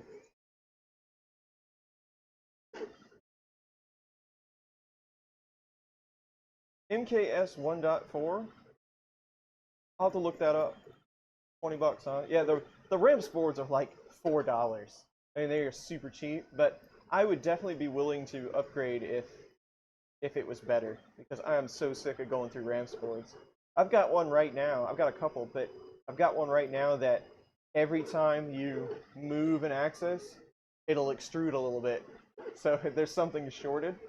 So you move and it'll extrude. You move and it'll extrude. So that's just what you get for $4. But yeah, that's I'll have to look that up. It's a good tip. I've been looking because there's the original company, and I cannot remember who they are, that made the ramps, and they still make the ramps. But it's like $45 or something just for the shield. And my printer only costs $200. Why would I have a $45 ramps? If I was going to buy a board, I'd buy a nice one. But I wouldn't get a ramps. Let's put it that way. I don't know how much it takes to get into the 32-bit market, but I'm gonna say it's around $100. I don't like smoothie board maybe. I don't know what that one's going, what the cheapest one's going for. But yeah, I wouldn't get a Rams if I was gonna pay some money. But they are cheap.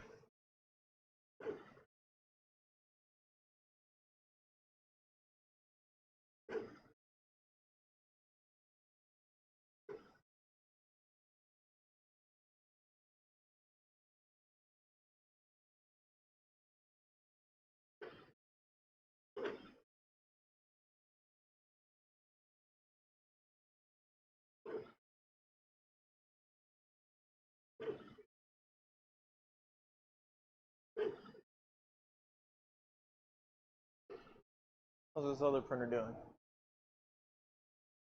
Still going. See, well, I don't know. My mic probably breaks up all the way over here. It's looking good.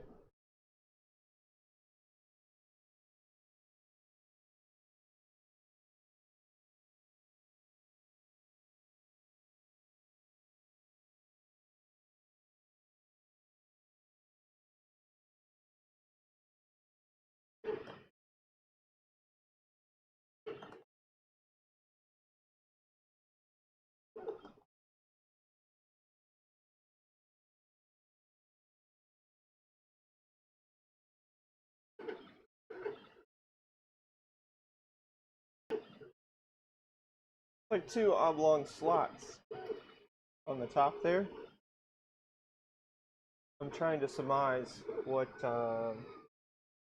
those might have been used for. Maybe it's like part of the install process. I don't know.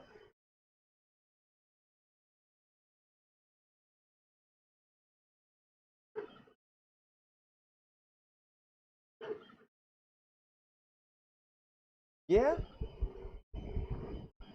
Raspberry Pi is very impressive. I don't know how that works. I had to think about that one. You might, I don't know. That's a good question. Those things are cheap.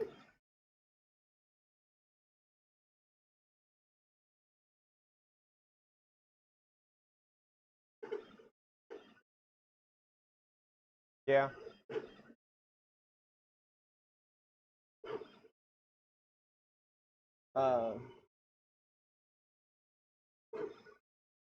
Thinking about, now you got me thinking about Raspberry Pi board. But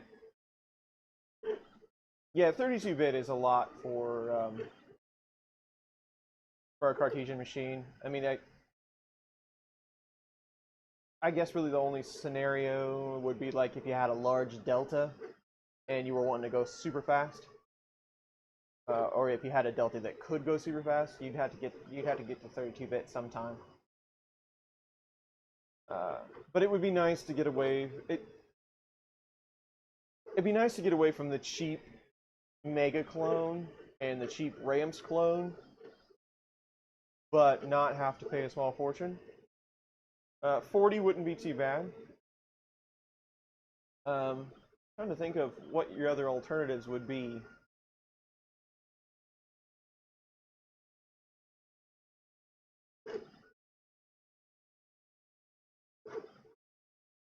Yep. Octoprint is the greatest. I put that on everything.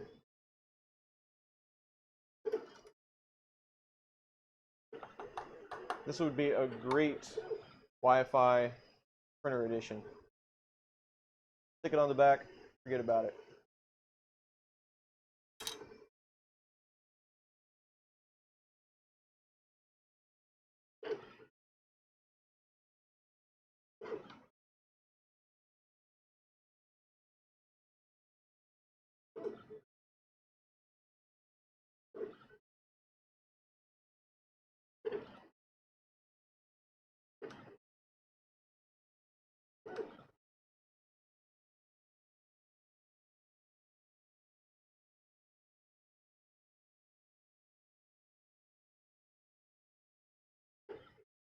Every now and then this thing makes kind of a crunch noise. I'm not sure what that is, but it's almost like it's like rocking or something. I don't know.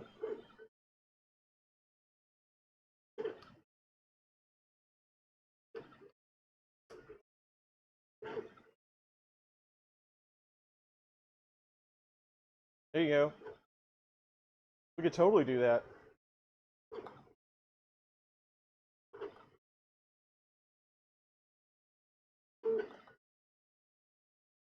You know, it's interesting you say that. I have a Bluetooth module, really inexpensive one, that I've been thinking about. How could we hook that up to like a ramps or some sort of board and just stream the data over? It would suck if your computer crashed or something like that, or if your computer went down, but it would be a hell of a lot better than a USB cable. I don't know how stable it would be, but it would be an interesting build.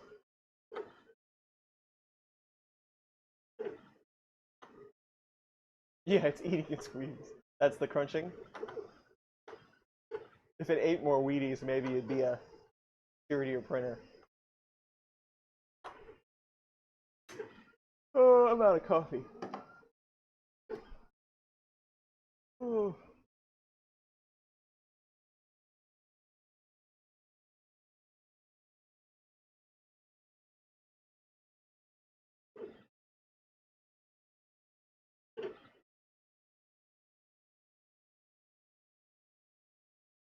Okay.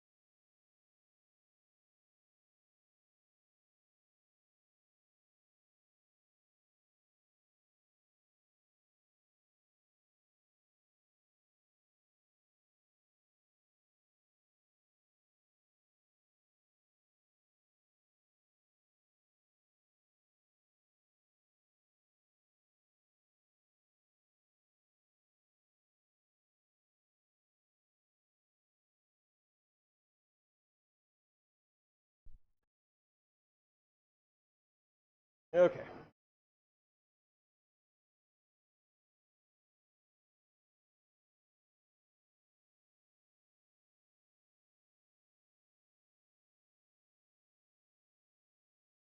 How are we doing? No sound, sorry. It was coffee time, I forgot to tell you. And V6 Bowden setup, if I got a real V6, it would cost as much as the Sprinter. Sorry about that.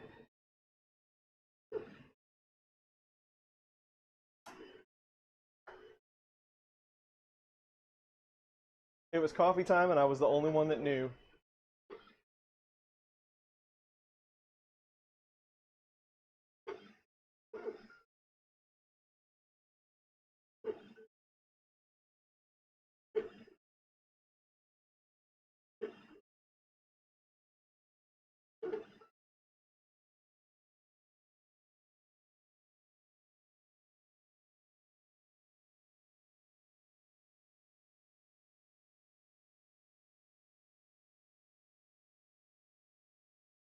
There you go.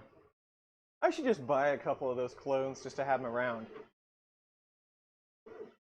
I think the ones on eBay are like $12, but they're $12, something like that.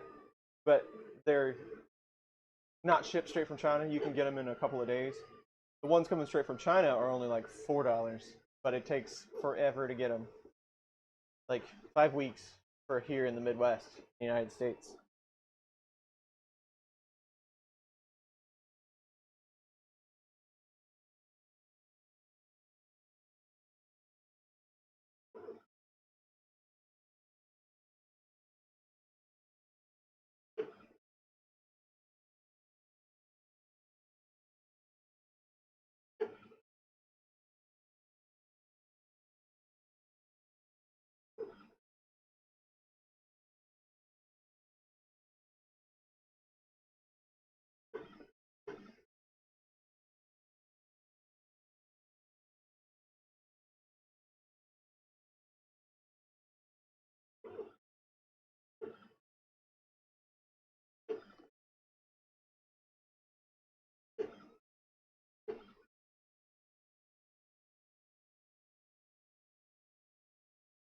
Yeah, if you got a V6 in there, you would lose quite a bit of Z.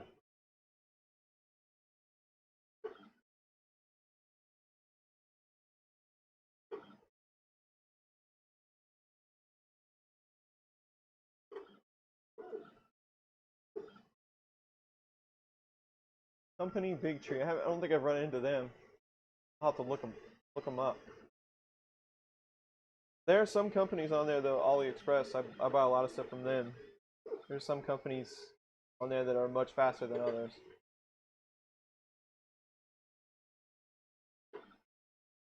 And it's so cheap. Just can't help myself.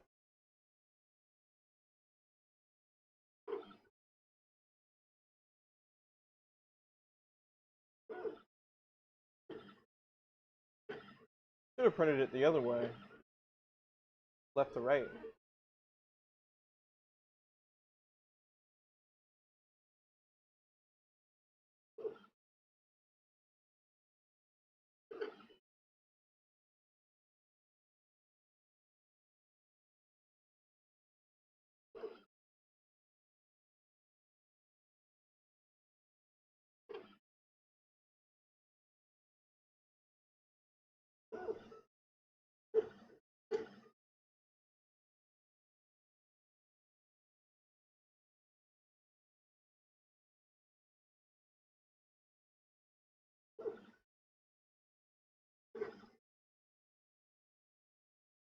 Yeah, think so. I'd have to look and see how big that thing is.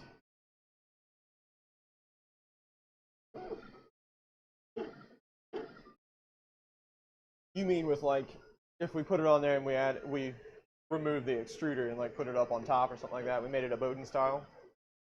Yeah, I mean that would definitely give you enough room.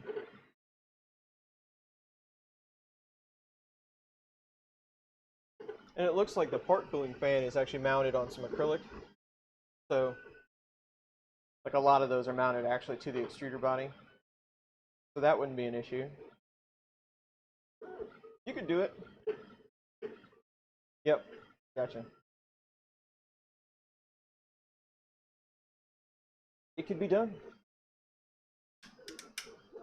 I don't know that I will do it, but it could be done.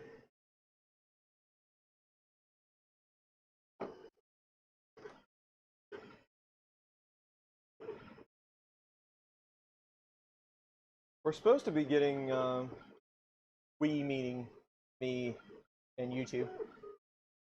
We're supposed to be getting Tronxy X1, one of those one-armed seals. It'll show up at some time, I guess. So we'll have a look at that in a couple of weeks, maybe, or I don't know, if it gets here, maybe next week.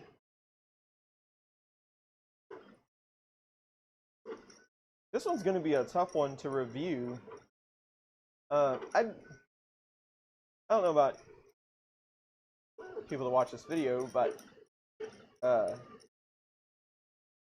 reviews are only so helpful. I don't like to consider what a lot of my videos a straight up review, because it's really it turns into what did you have to do, what pitfalls did you jump over to try to get this thing to print, like just like we did today. It was missing screws, there was stuff floating around.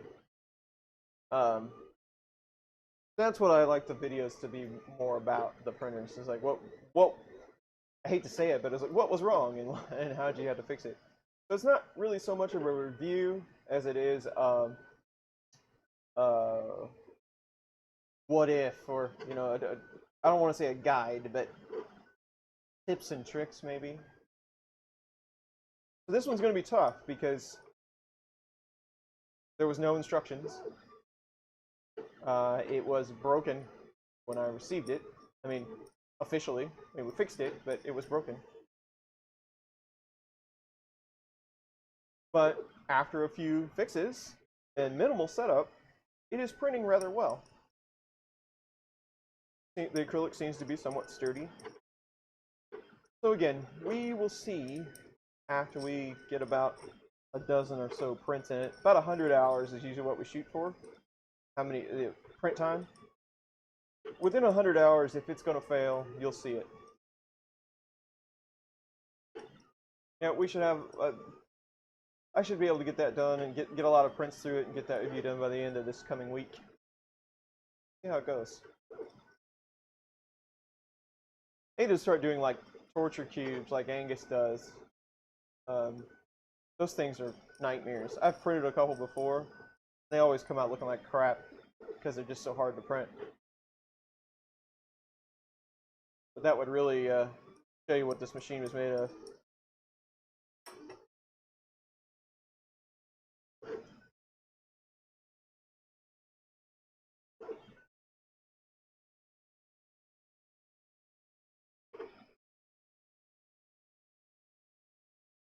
How much time we got going here? We're an hour and 13 in.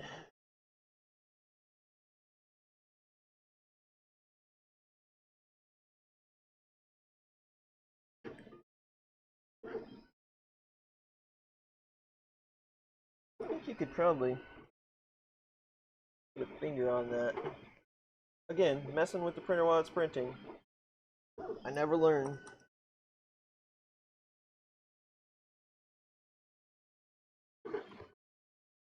There you go. That looks like an accident waiting to happen. That looks like something that I would just run right into. Yeah, I'll turn it over there. Like that hanging out the side like that. You'll poke your eye out.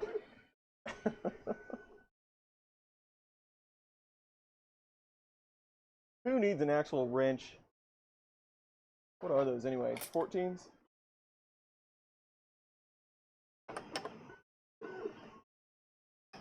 They are 14s. Oh, wait. Nope, they're 14s. What is the standard size that that fits a 14? Is it 9/16? Like that? Not that. I should have a 14 somewhere, right? Oh, what about the wrenches that they gave us with the kit? Where'd they go? Is that a 14? A really crappy 14?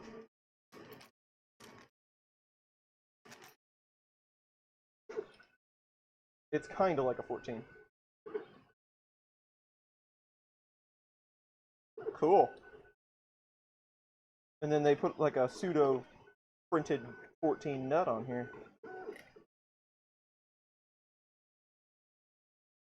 I don't want to use this spool holder really, but I do want to put it on.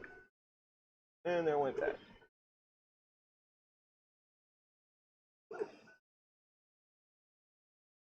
Not, you can't put that thread on there too much. Can't put the thread through the acrylic too much because there's no room on the other side. It would collide. You can't tighten it too much because it's acrylic. Put some Loctite on there, it might work pretty good.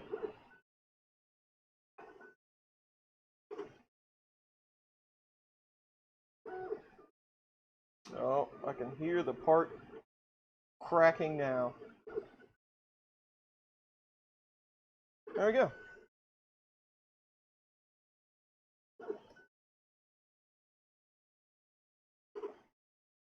Let's put our really broken filament on there. I don't want a double nut on that.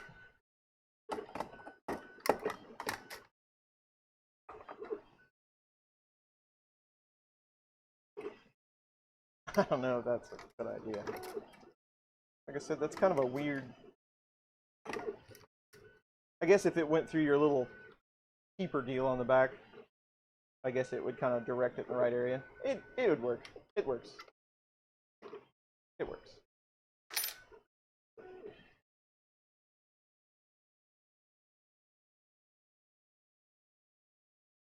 From the video, it almost looks like it's printing air. But it's not. It's printing.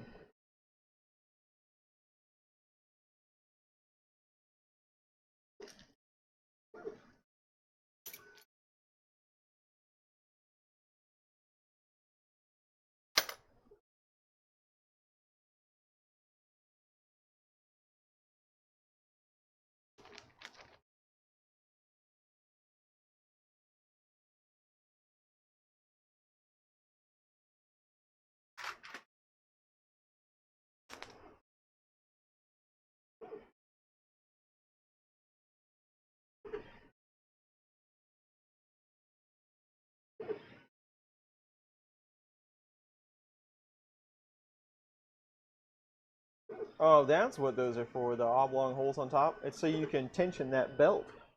There's two, I don't know if you can see it, but there's like two on top up here, here, up here.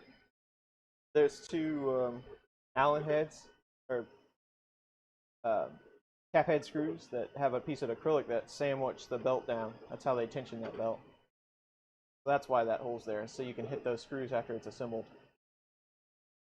The mystery has been solved.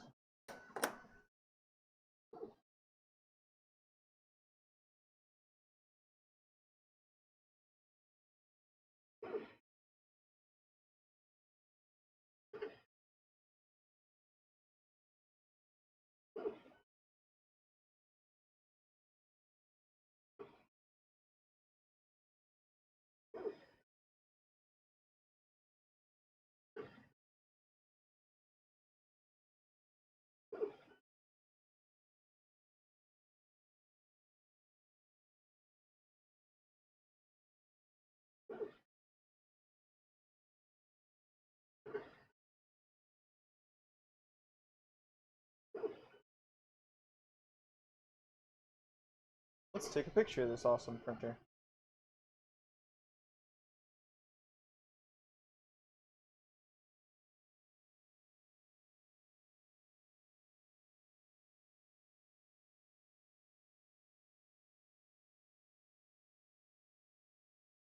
We need to come over here. Damn it. There we go.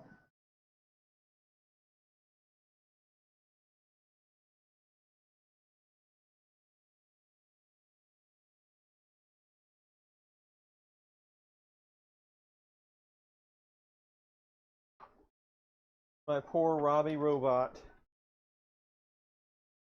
I tore his legs off.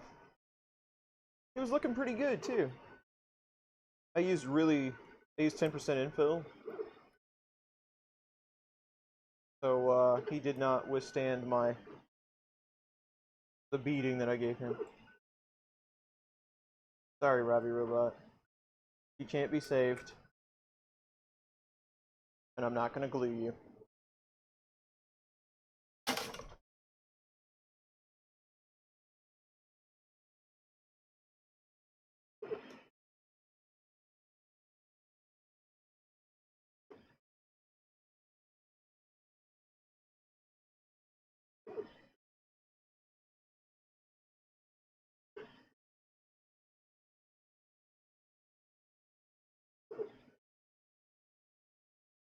Starting to work on the bridge. It's gonna do the bridge here in just a second.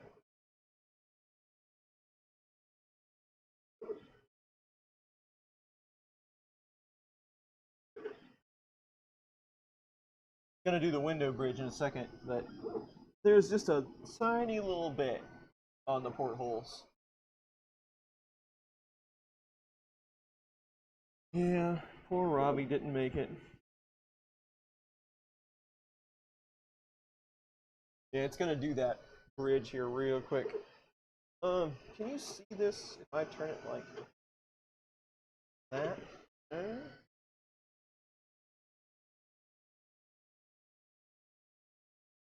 There we go. Now you can watch it bridge. There we go. I don't know if that needs some focus or not, but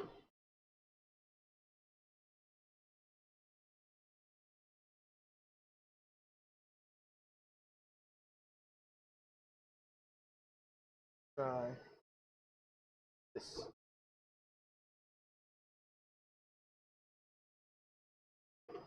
Focus.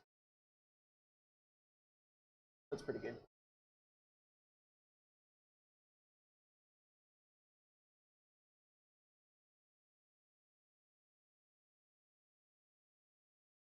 Now you can see the awesome spool holder on the back.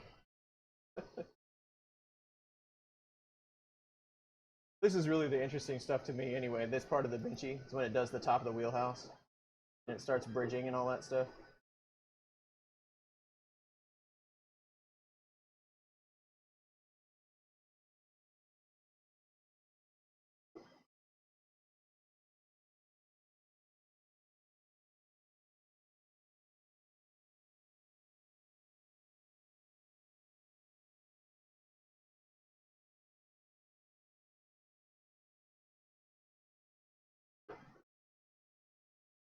It's kind of the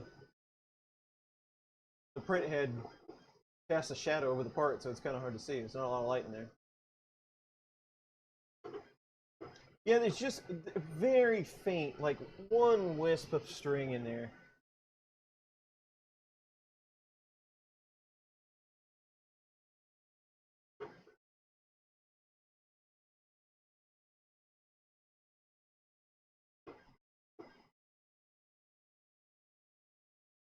Camera zoomed in like that, that doesn't even look like orange. I have to adjust the colors on that.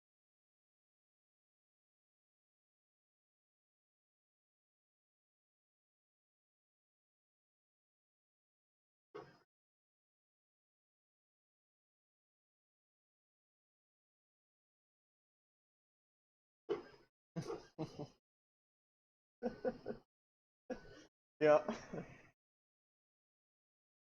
If you string it all, you're dead to me.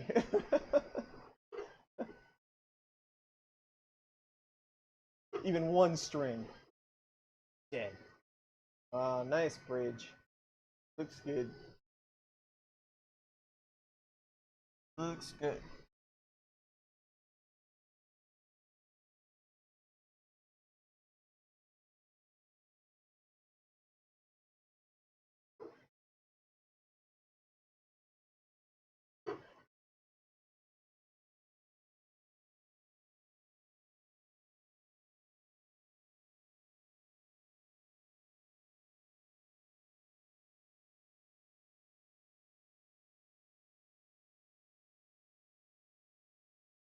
Yeah, you can't see that. That LCD is at an angle that you can't see. It needs to be, need like a couple of blocks on the bottom. There might be some room in there. You could probably adjust it. It needs to be tilted up, but you can't see it. I don't know about you, but I'm not going to put my printer 6 foot in the air just so I can see the LCD.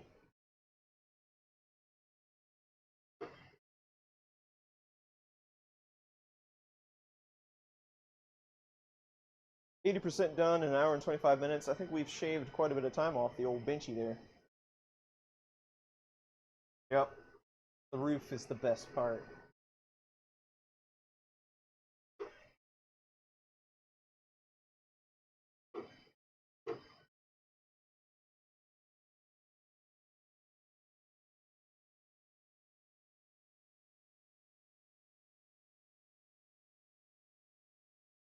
The roof is cool because I like how it staggers up. Kind of does the back and then does a whole square and then does one, and then it gets smaller and smaller and smaller as it goes up. The gradient. Cool.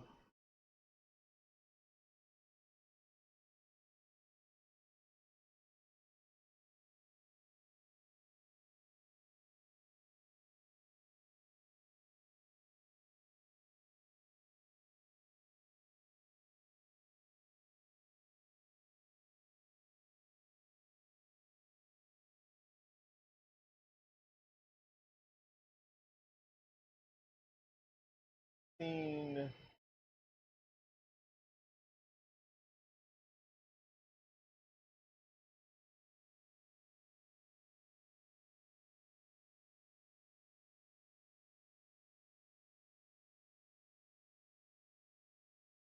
Oh, why? But got that little subscriber ad, and it seems to work every time except when I stream. When it's supposed to work when I stream. Yeah, like that.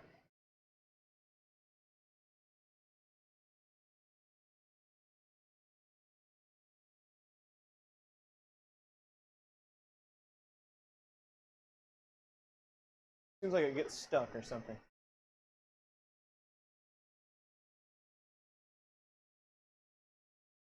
If I have to refresh the cache on that every time I open OBS. Who knows? OBS is a mystery.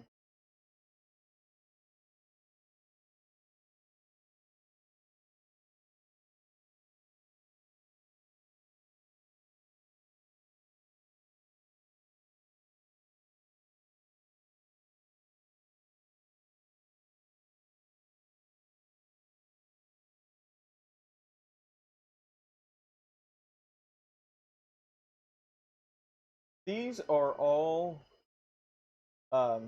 cheap webcams. They're C920s.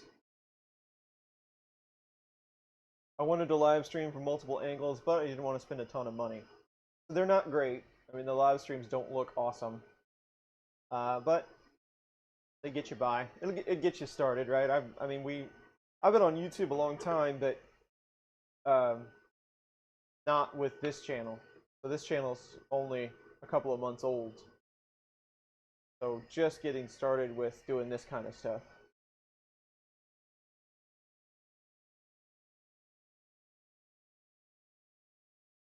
I don't even remember when I started. I started with, so my background is large data center computing. That's what I do for a living. But I also dabble in like cloud computer engineering. And I have another channel that does OpenStack Cloud tutorials and installs and troubleshooting and things like that. So I started on YouTube with that, but most of that was screen sharing. You know, just going through tutorials, boring stuff that most people don't want. But then got into 3D printing, and I realized that I had a whole bunch of other projects. So the cloud is right there. What that is, if you're wondering. But got into doing other stuff, and then started this one. So we've only been going for just the summer. May maybe got into it. June. Don't remember. So we're starting, but things are going good. People are starting to find us. Thank you. I appreciate that.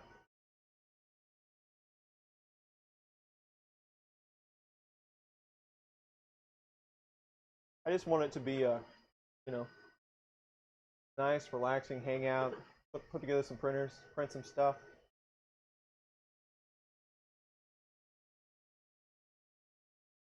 We've got a ton more projects to do, so hopefully there'll be a lot more content.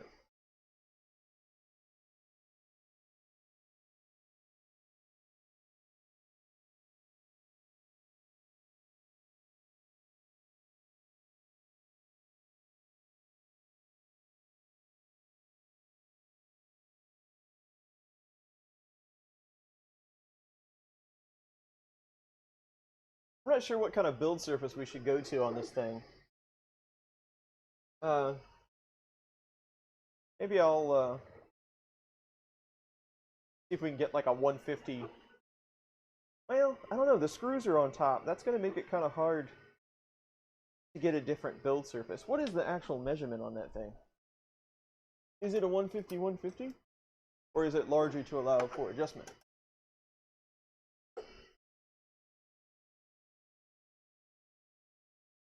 No, it's like 160. So they give you 5 millimeters on either side. 160, it is square. It's 160, 160. But yeah, the center of that screw is 10 millimeters in, so that won't do you any good. So really, where that tape is really all the build surface you're going to get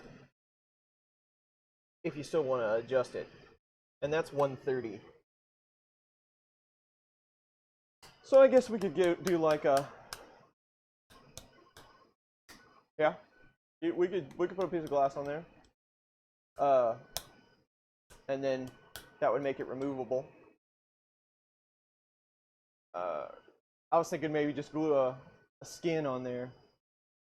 I like those print and Z skins and plates, but it would have to be like a 130 by 160 or something like that. So it wouldn't, at least it'd be small, it wouldn't cost much money. But probably have to custom order that one for this thing. Yeah, glass would be easy though. I mean, it's relatively cheap. But then you'd have to do the glue and or something. If it had auto bed leveling, but it's so small, why would you have auto bed leveling, right?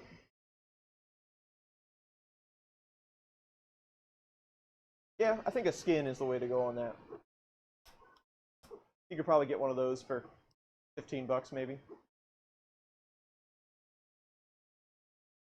That would probably be the way to go right there. Just drill those screws out. Get some thumb screws or something. Call it good. Good idea.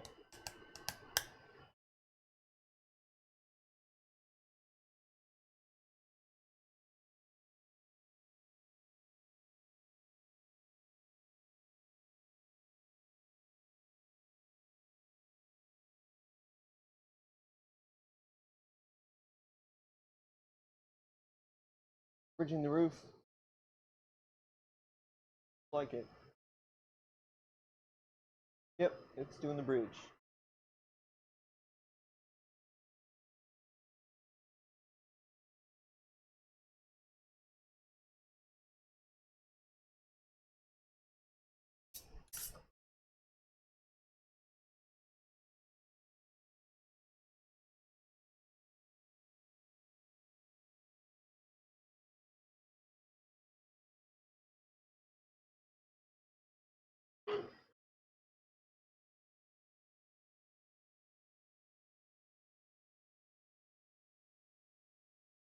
Looked pretty good. Nice and flat.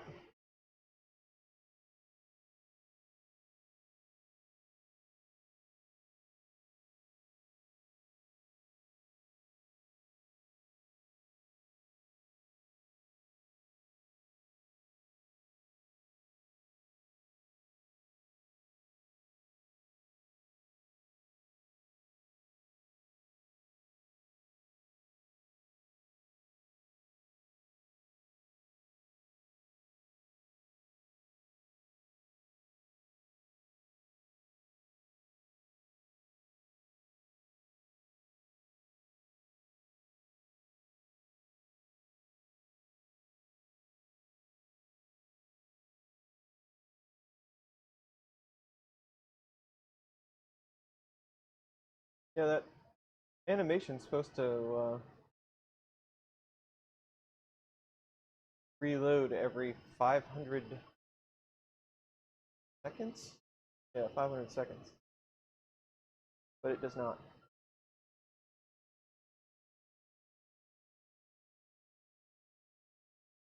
Yeah, 8 minutes and some change. Oh, wait, there it is. See the devil? So it works after you refresh it.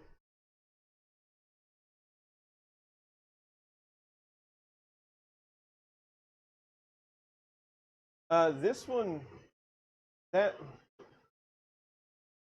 the slicer set that I use for this bridging is way slow. It's 20 millimeters a second. But yeah, sometimes bridging, I mean, that's one of those things that you might want to go a lot faster, to get it over there in time. Full fan, faster. But yeah, it could definitely be dialed in closer, for sure. This is a very generic slicer setting that I'm using.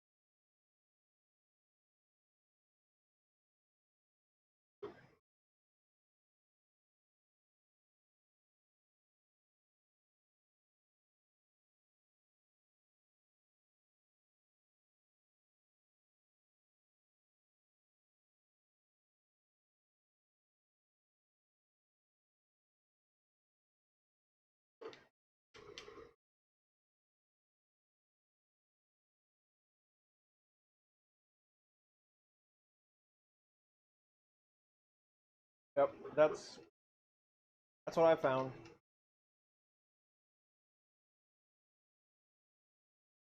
Seems to work better at high speed. Well, it depends on the material too, right? PLA.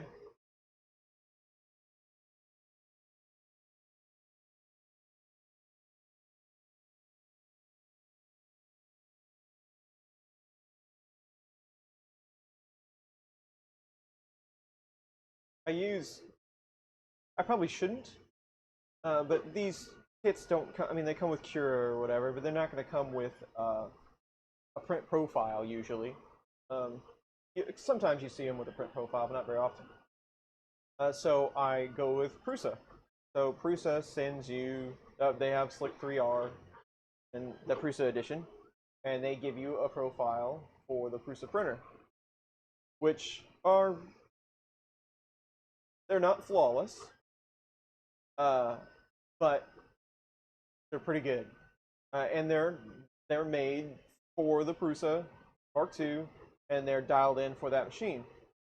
And kind of the Mark II is somewhat of a benchmark printer in this community at this time for the price range.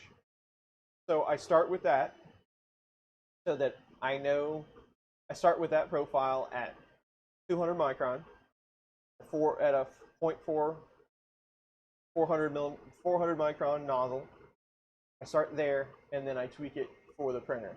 Like this one, the only tweaks I made, I shrunk the bed down. I took out the primer line that Prusa does on the front of the bed, and I took out mesh bed leveling. Everything else stayed the same. And I think why, now that I'm thinking about it, why that crashed is because I took out the G28. It didn't home before it started the print. That's why it crashed the first time. I homed it and started it again, and it worked. I bet you I took that G28 out of there on accident. And on this one, I lowered the infill to 10%, and I changed it to rectilinear. Prusa uses cubic by default, but rectilinear is faster. And cubic is very, very strong, but it takes a while. but faster than honeycomb. So those are the only things I changed. Infill, percentage, and type. And I took out the G-code. But the filament settings the same, speeds are the same, and nothing else was touched. So I use that as a benchmark. On everything, by the way, for all these videos, everything we do, I use that as a benchmark, so I know for sure how I printed it, and it's easier to compare them that way. That's it.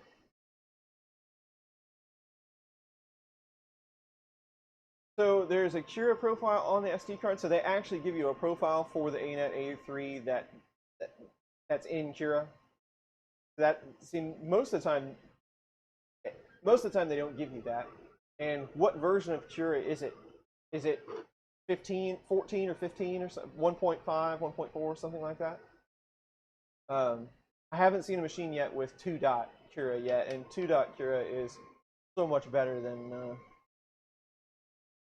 the old stuff. The old stuff was fine. I mean, it worked. It's pretty simple to use, but you don't get all the cool infill and everything until you get to Cura 2-dot something.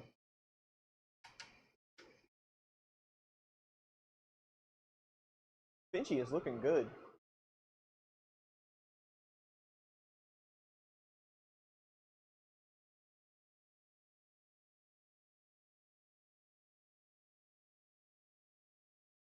Oh, Benchy's working on the smokestack. He's almost done.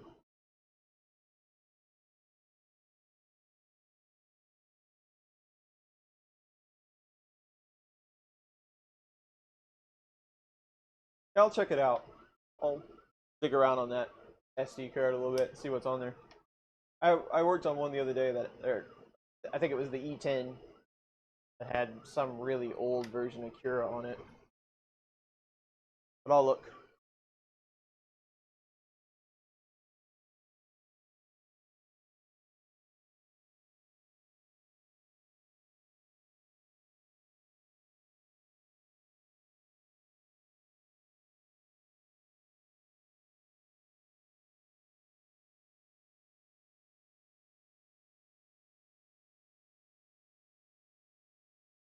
I had 66 drop frames, probably from internet lag. But 66 isn't too bad in just a couple hours. We'll live with it.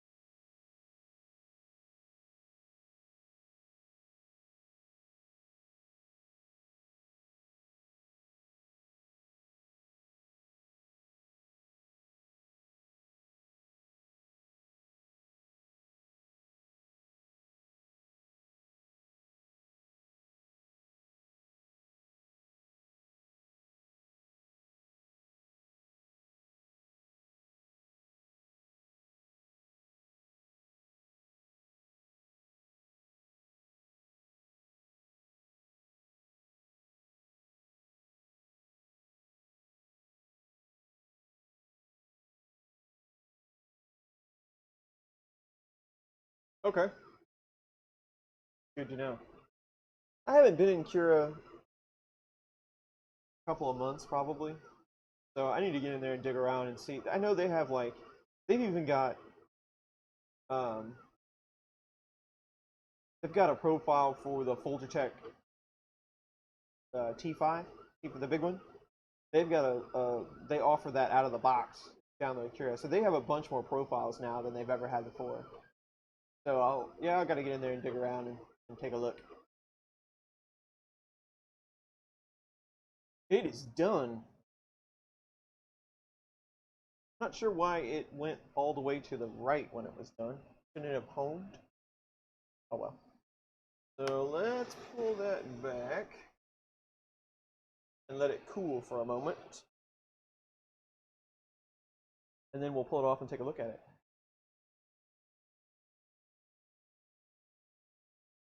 Got a few strings from the Z hop, I can already tell. And it's got a little Z wobble. But we'll look at it closer here in a second. An hour and 44 minutes. So we shaved roughly 20 minutes off the benchy time just by making those changes. Awesome.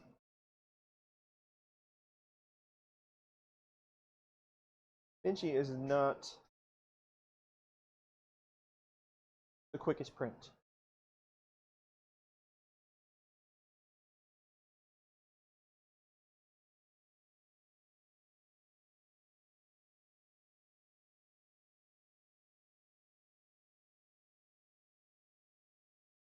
I just want to let it cool down just a little bit. The bottoms of those seem to be awful squishy if you don't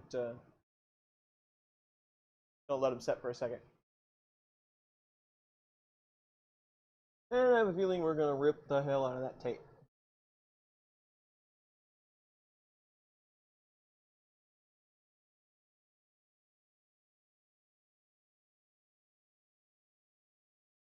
What we got? What we got?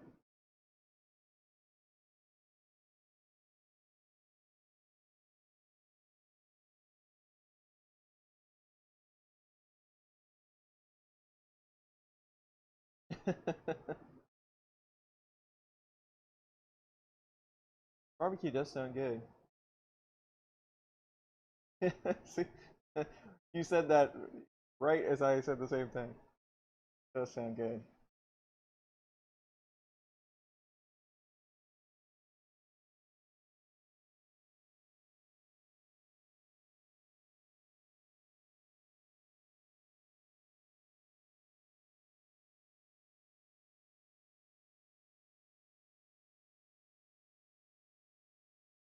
All right, 44 degrees. See if we can get it off of there.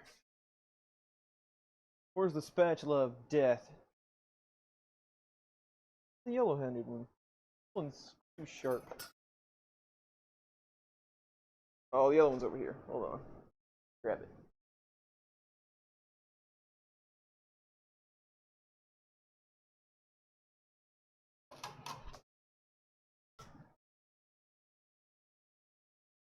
Okay.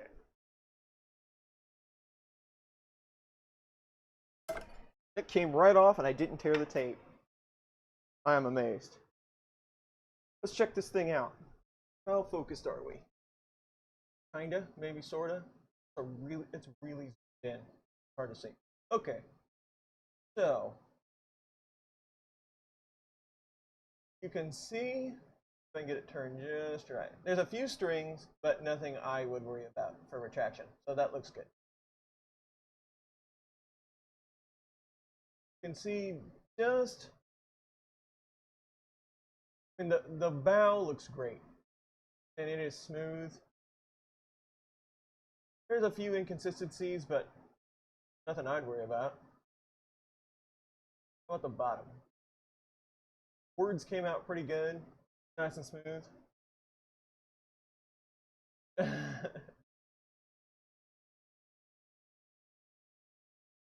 Came out all right. How about the words on the back? Man, you can almost see those.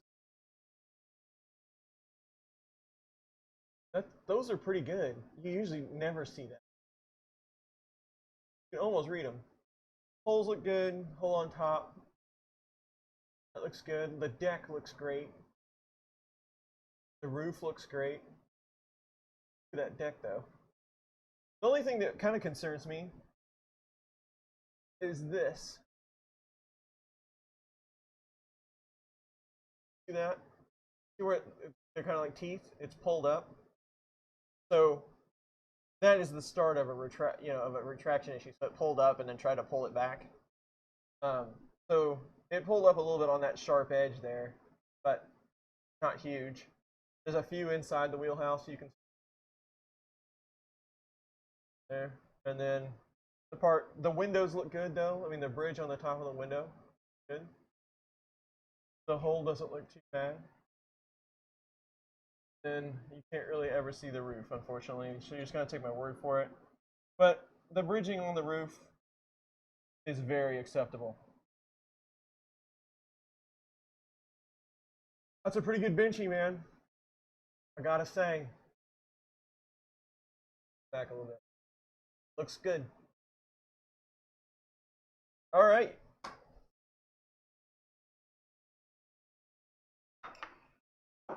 Just out of the box. So a few repairs, some loose screws. No, there's nothing. There's no scars or anything. It just, it looks good. So not bad right out of the box. We'll test it this week. Go to this. Nope. There you go.